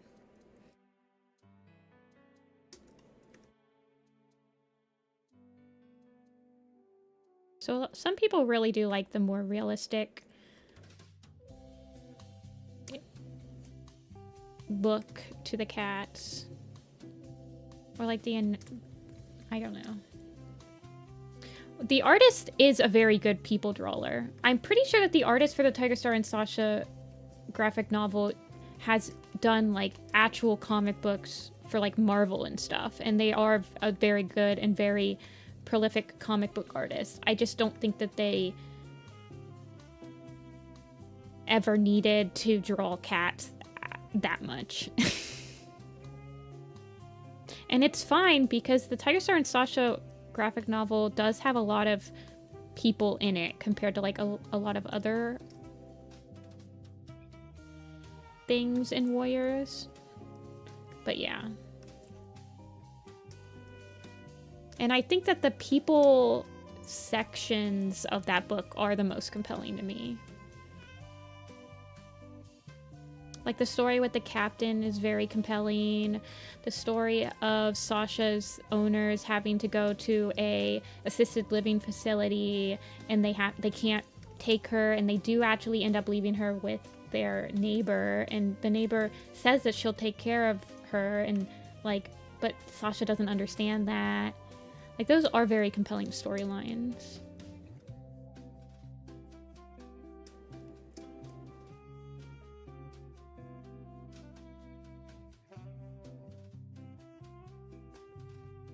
It is probably my favorite graphic novel, story-wise.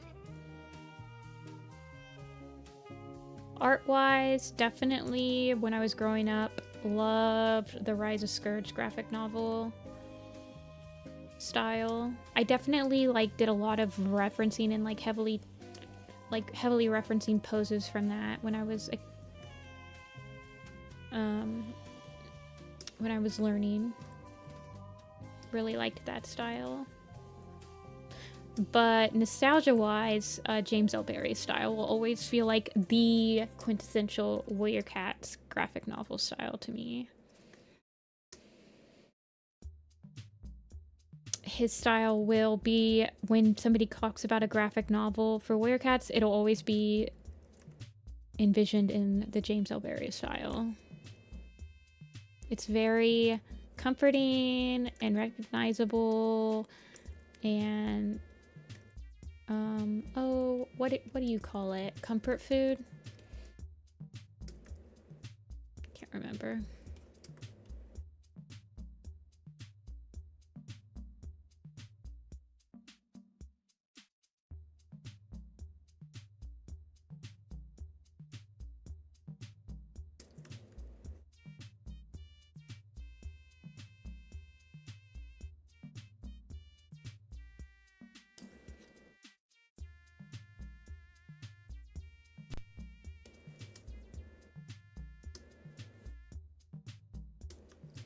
Last frame, last frame.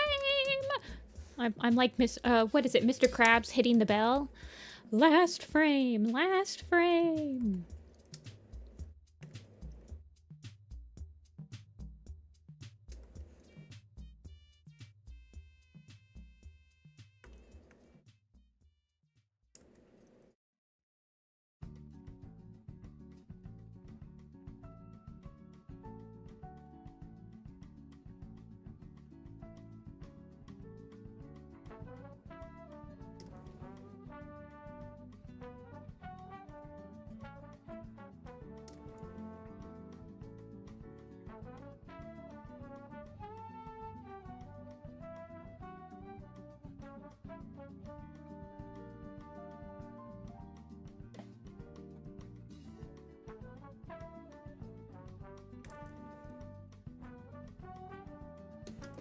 Do I have any cats? I do. I have one cat. Her name is Apple. She is 17 years old.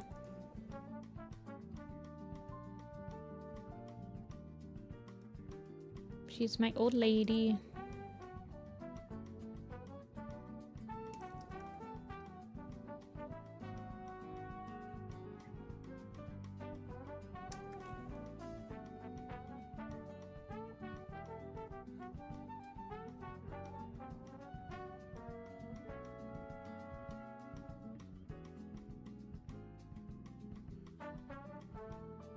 Sometimes she makes an appearance on stream. But she was napping when I started stream. So she's probably still taking her nap.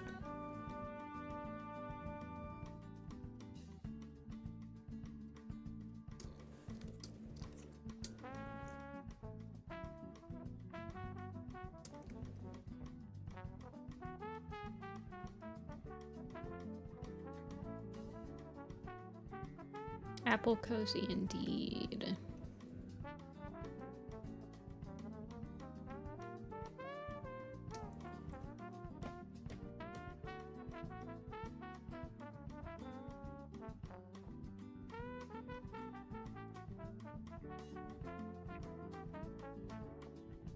How do I have the patience for this? I don't have as much patience for it as some of my friends do, that's for sure. For animation, you're really doing it for the final product.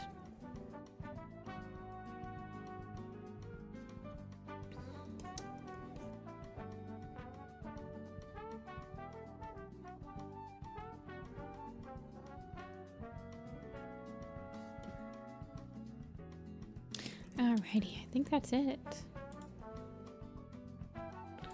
Let's see.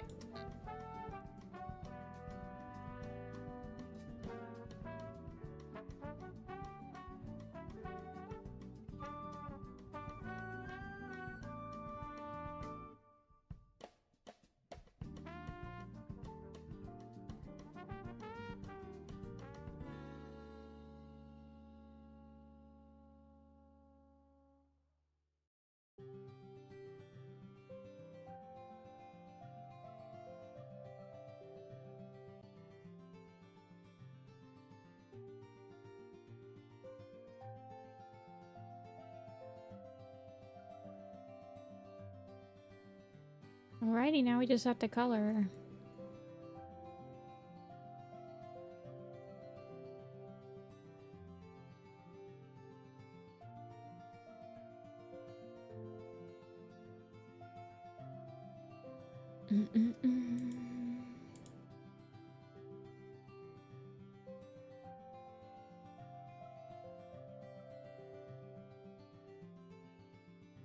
I did color the first frame of her already.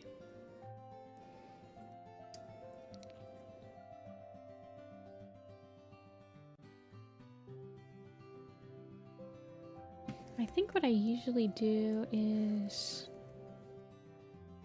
Well, let's put all the frames in.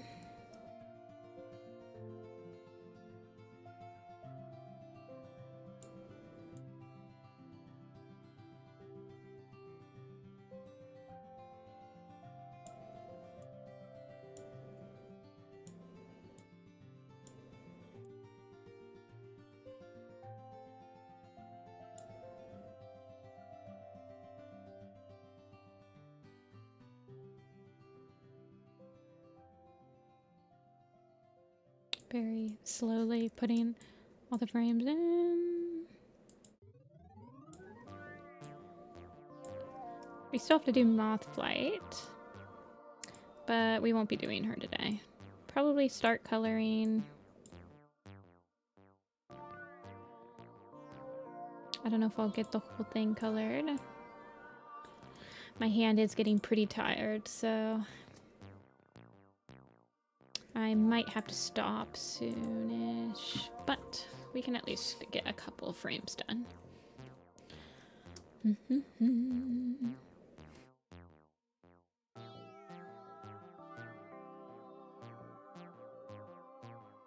is that doing that? Hold on. Oh, I see. Okay.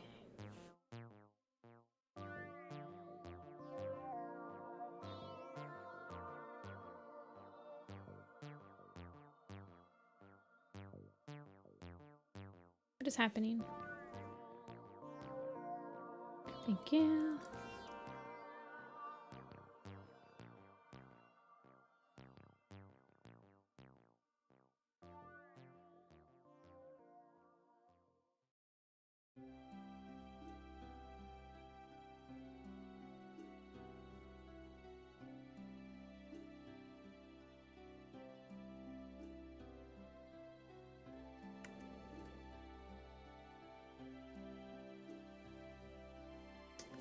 I'll just get the base color down first. Actually, yeah.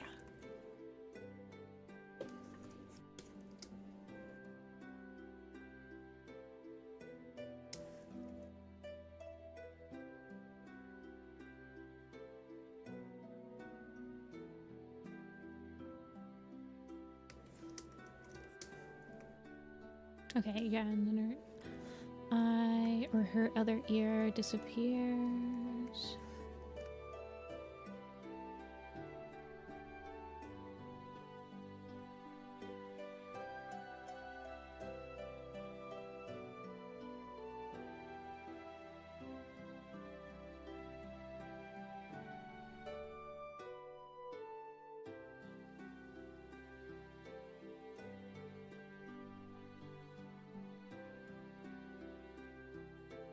Sometimes after I block it out, I'll see other things that'll catch my eye. So once I block out the color, I'm gonna play it again.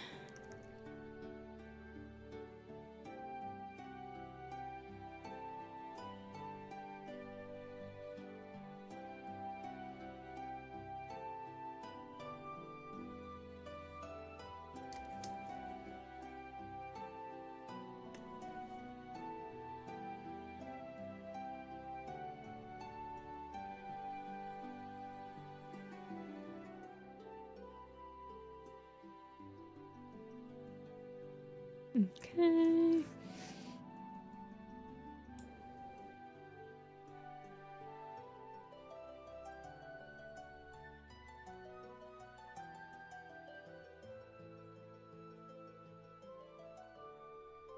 Yeah, right there, something happened. Right there, her ear up there pops out way too far. I'm catching that. I need to fix it.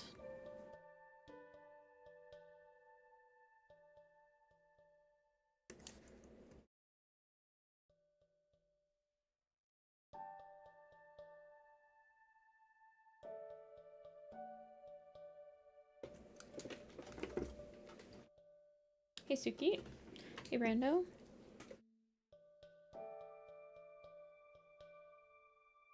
Okay, I'm gonna redraw this ear.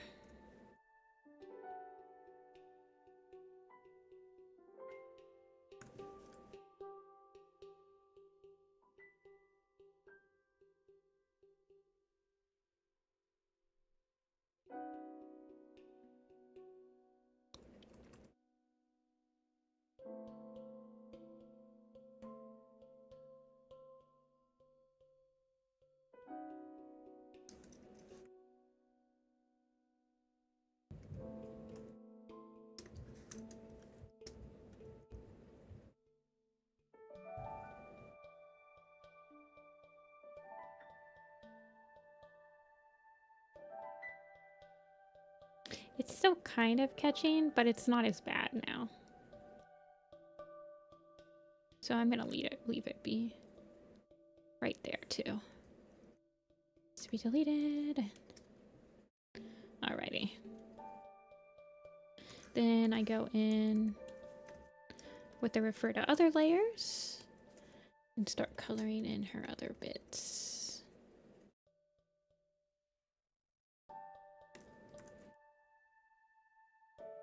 I will lock the transparency.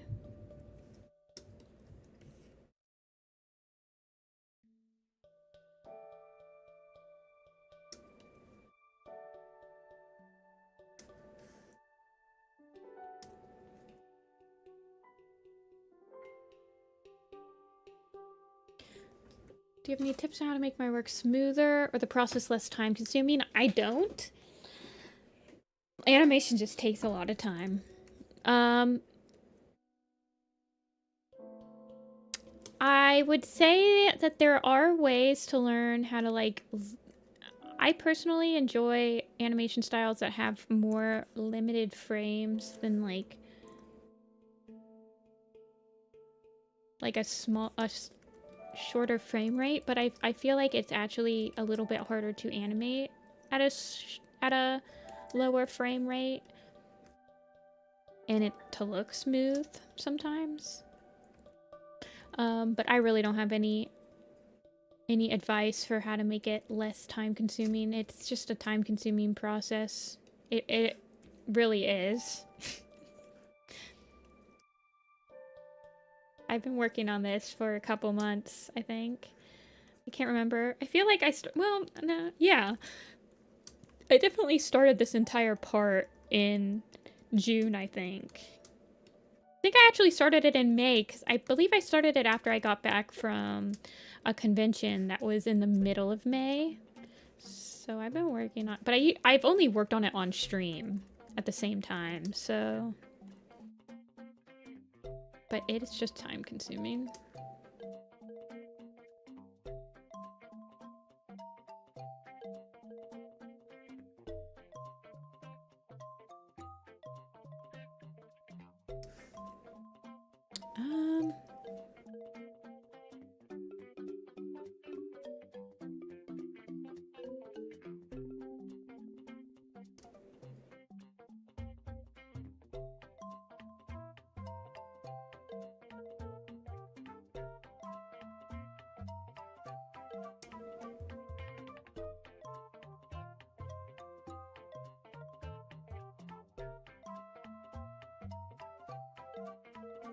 Whoa.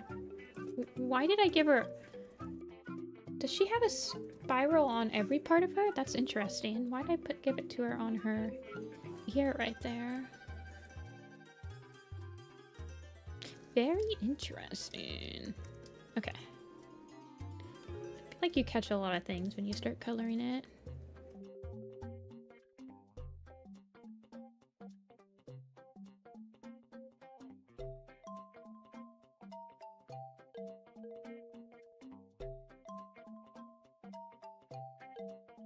Any tips for beginner animators?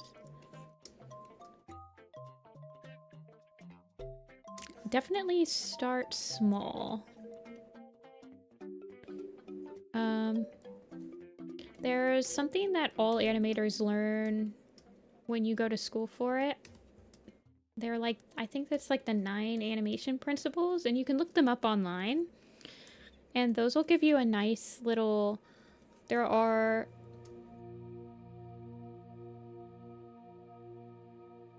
websites that'll give you like exercises and break them down where there's stuff that you should think about when you're animating. One of the first things I animated was like a ball bouncing as like a test.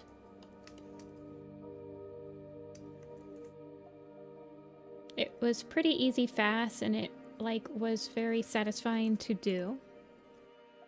But it teaches you a couple of the principles, like the stretching and squishing.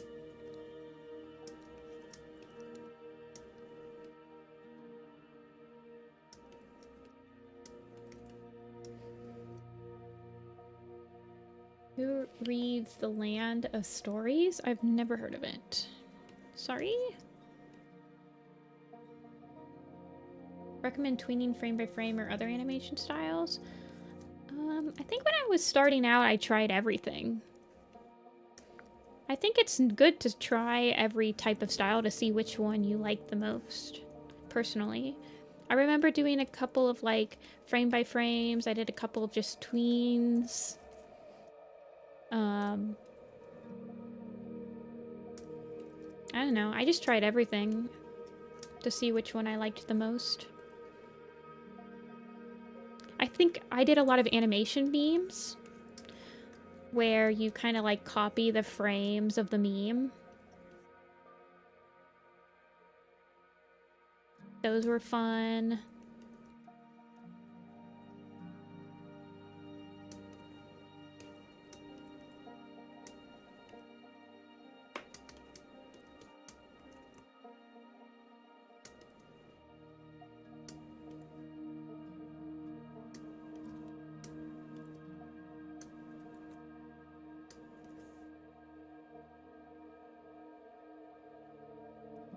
I have a bug bite on my arm. I keep accidentally itching. You hate to see it.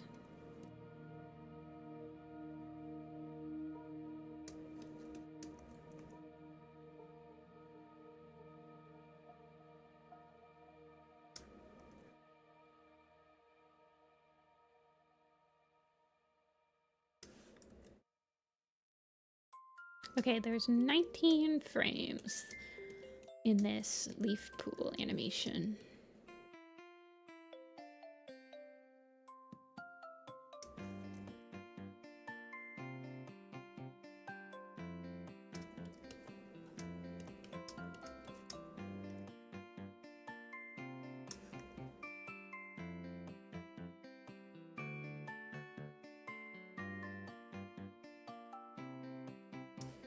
Okay.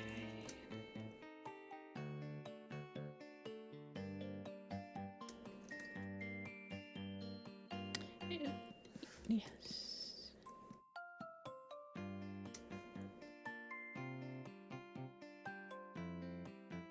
What the heck? Is that a different color? That is a different color right there. No, we want that to be the same color.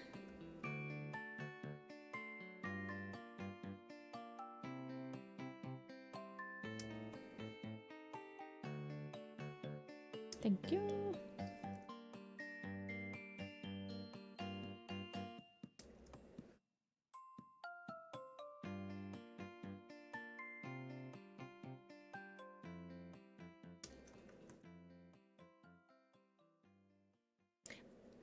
Bugs. Yeah. I went to the Smokies for my vacation, and the cicadas were very loud this year there. I could hear them through my car.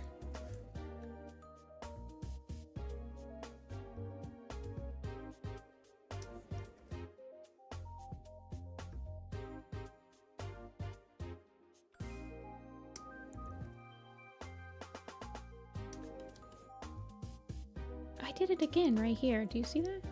Why are some of these like a little bit off? I think I'm gonna put this on multiply when I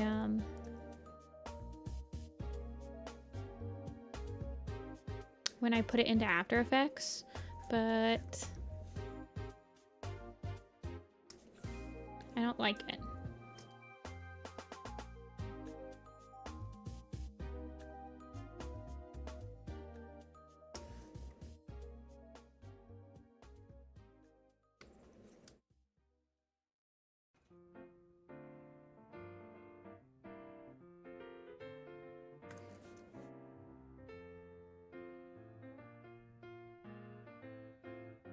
What site?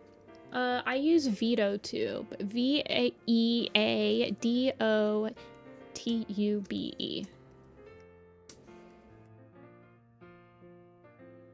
It's a program. The person that made the PNG tuber for me, my good friend Chris, he was the one that told me what program I should use.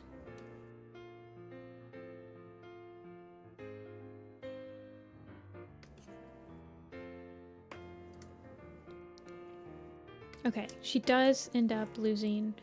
I think her marking does need to be on her cheek over here.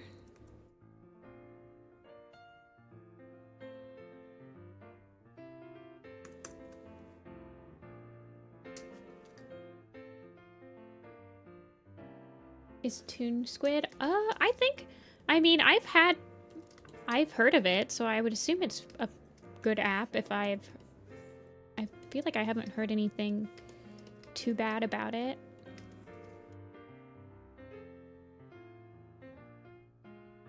I have no idea what its capabilities are. Krita is also a good app for learning like frame by frame, or like it's a good app for frame by frame. I'm trying a new one to see if I can suggest it to people that only costs $20. And we will see how it feels.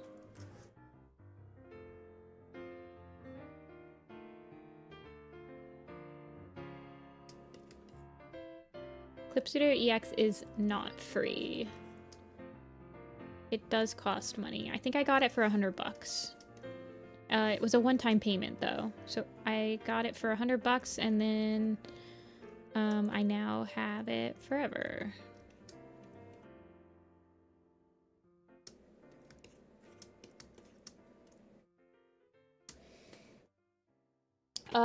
That's the name of the map. So it stands for Who's Afraid of Little Old Me. It's just the song name.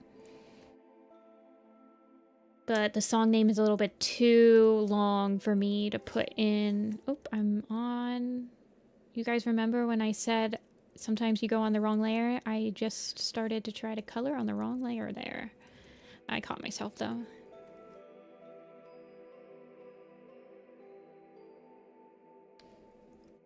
By Taylor Swift. Yes, it is a Taylor Swift song.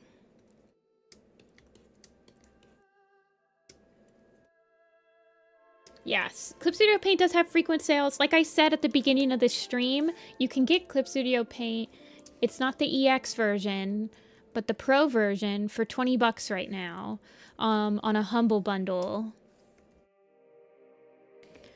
So it does go on sale on its own website pretty frequently. I usually try to keep up with it and let you guys know because I do think that Clip Studio Paint, I don't know if it's a good program for beginners per se, but I think it's a very good moderate and advanced program.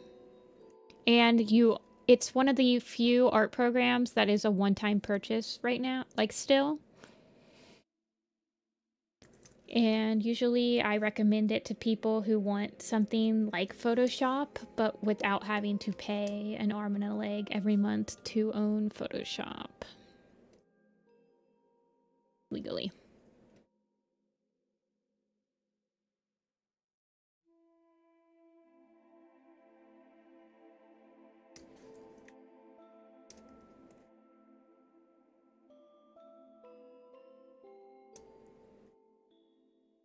What drawing tablet do I recommend? I will always recommend the Wacom Intuos Bluetooth. Especially for beginners. It's what I started with. It's cheap. The small one's only $40. They last forever. If you invest in a screen protector, which you usually get like in a pack of 3 for $10, you can just stick a screen protector on it and keep it from getting scratched up and it'll last even longer. So I would look up Wacom, the Wacom Intuos Bluetooth. It was my first tablet and I still use it to this day. Every single thing that you've ever seen me draw has been on that tablet.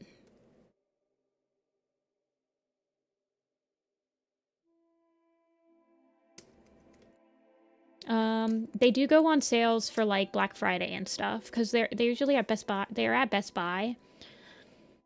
So I got mine on sale.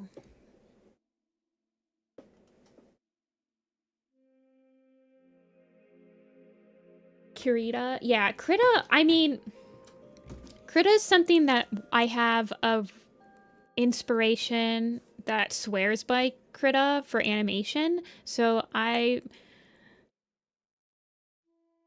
would say, I mean, like, there are a lot people that are very experienced that teach animation in college and stuff like that really like that program. So I think it is a good,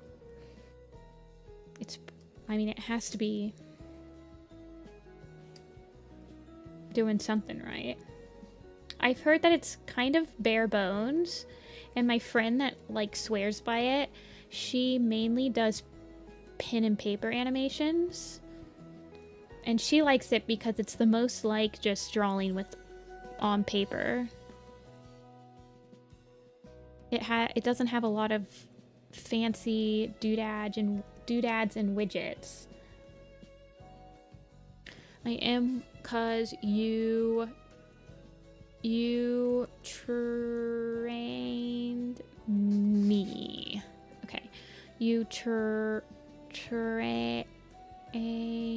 Okay, so this is the so it needs to be white tea first.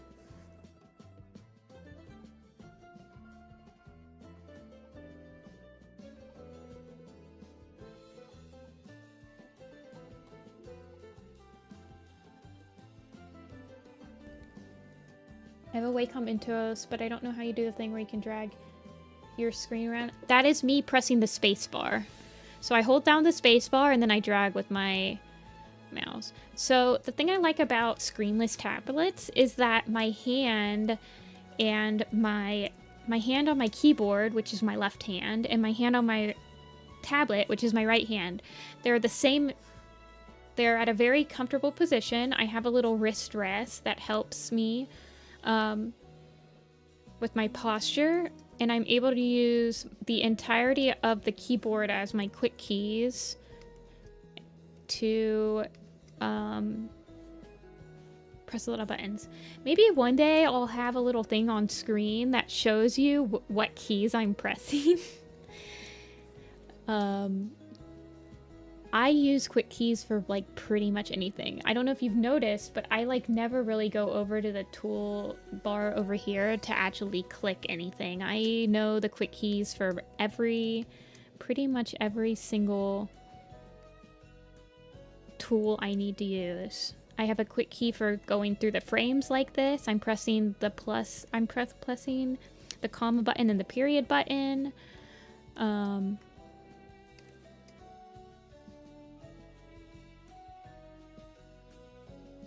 My quick key for getting the eyedropper tool is actually a button on my pen tablet. My pen, I meant.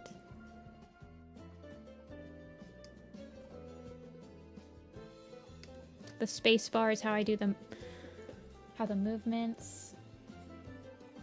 Oh, no problem, Suki. I hope you enjoy it. I really like using it. It's really fun. It's a lot better on your posture than screen tablets are. It's how I learned.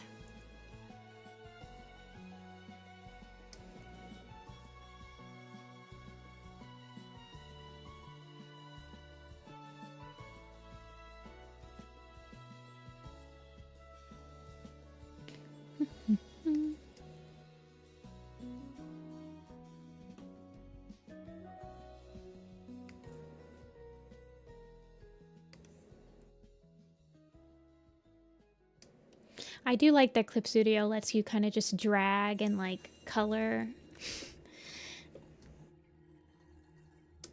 Underbelly full white. Did I get it? Oh, I did accidentally. My bad, my bad.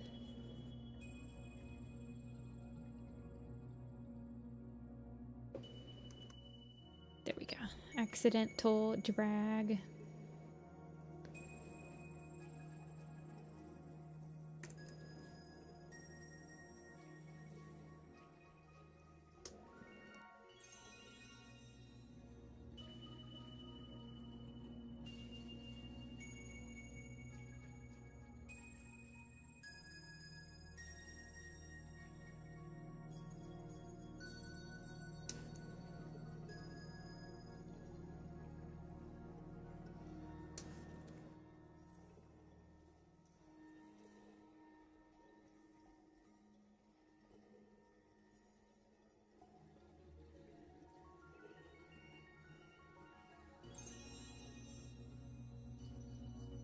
Nose, ear.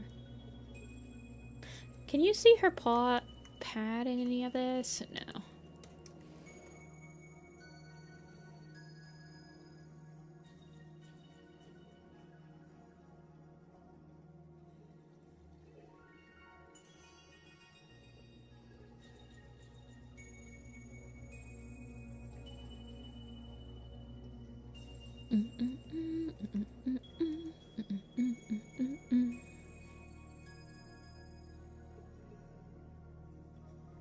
Any tips on how to animate cats more realistically?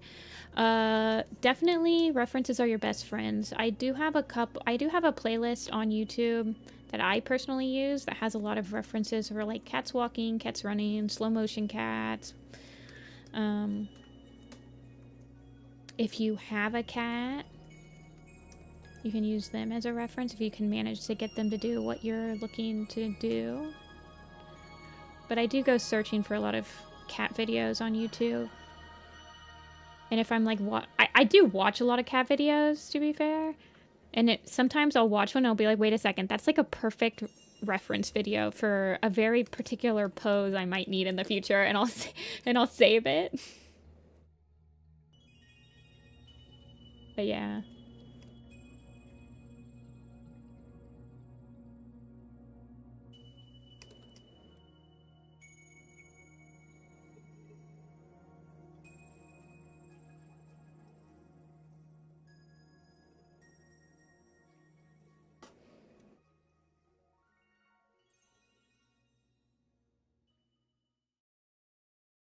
Is Small Flight's color done? No, I haven't even started cleaning her up yet, unfortunately. That'll be for a different stream. I don't know, she's honestly probably gonna take less time to clean up. Actually, I haven't really figured it out yet because she doesn't have... Honestly, she's got subtle animation, which might be more of a pain to clean up. I might clean her up off stream because she's gonna be really boring. It's gonna be a lot of just like drawing the same thing over and over, and it sounds like something that I'd love to watch a documentary or something while I'm doing, because it's gonna be like turn off my brain, trace.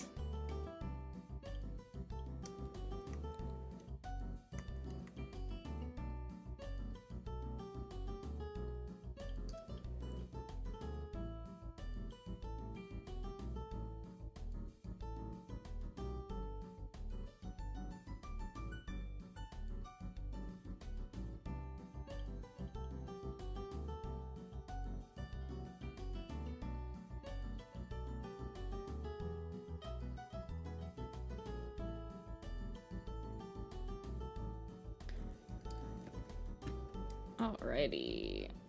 Let's see how she looks.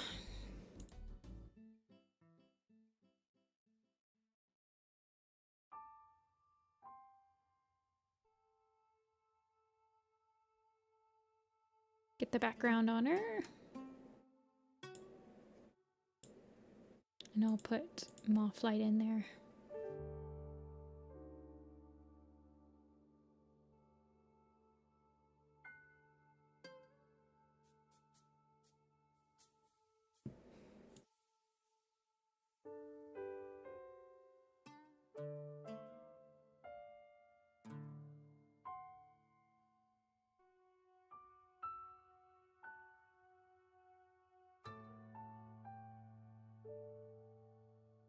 I still have to do the grass blades need to start blowing in the wind as well.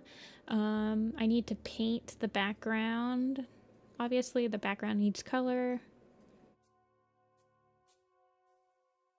I'll probably do... Yeah. I have no idea how many... Maybe I might be able to do like a boil where I like draw 3 frames of her like this and then like alternate them so I don't have to redraw the same thing like 14 times. I don't know yet. I'll figure something out.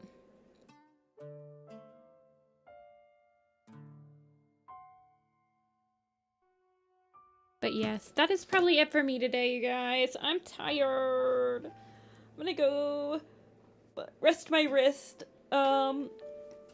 I don't know if we'll be back on Thursday. I might be, I might not be. I'll let you guys know. But thank you guys so much for watching. I really appreciate it. And thank you for joining me while I finished up the animation for Leaf Pool. And I'll talk to you guys later. Bye-bye.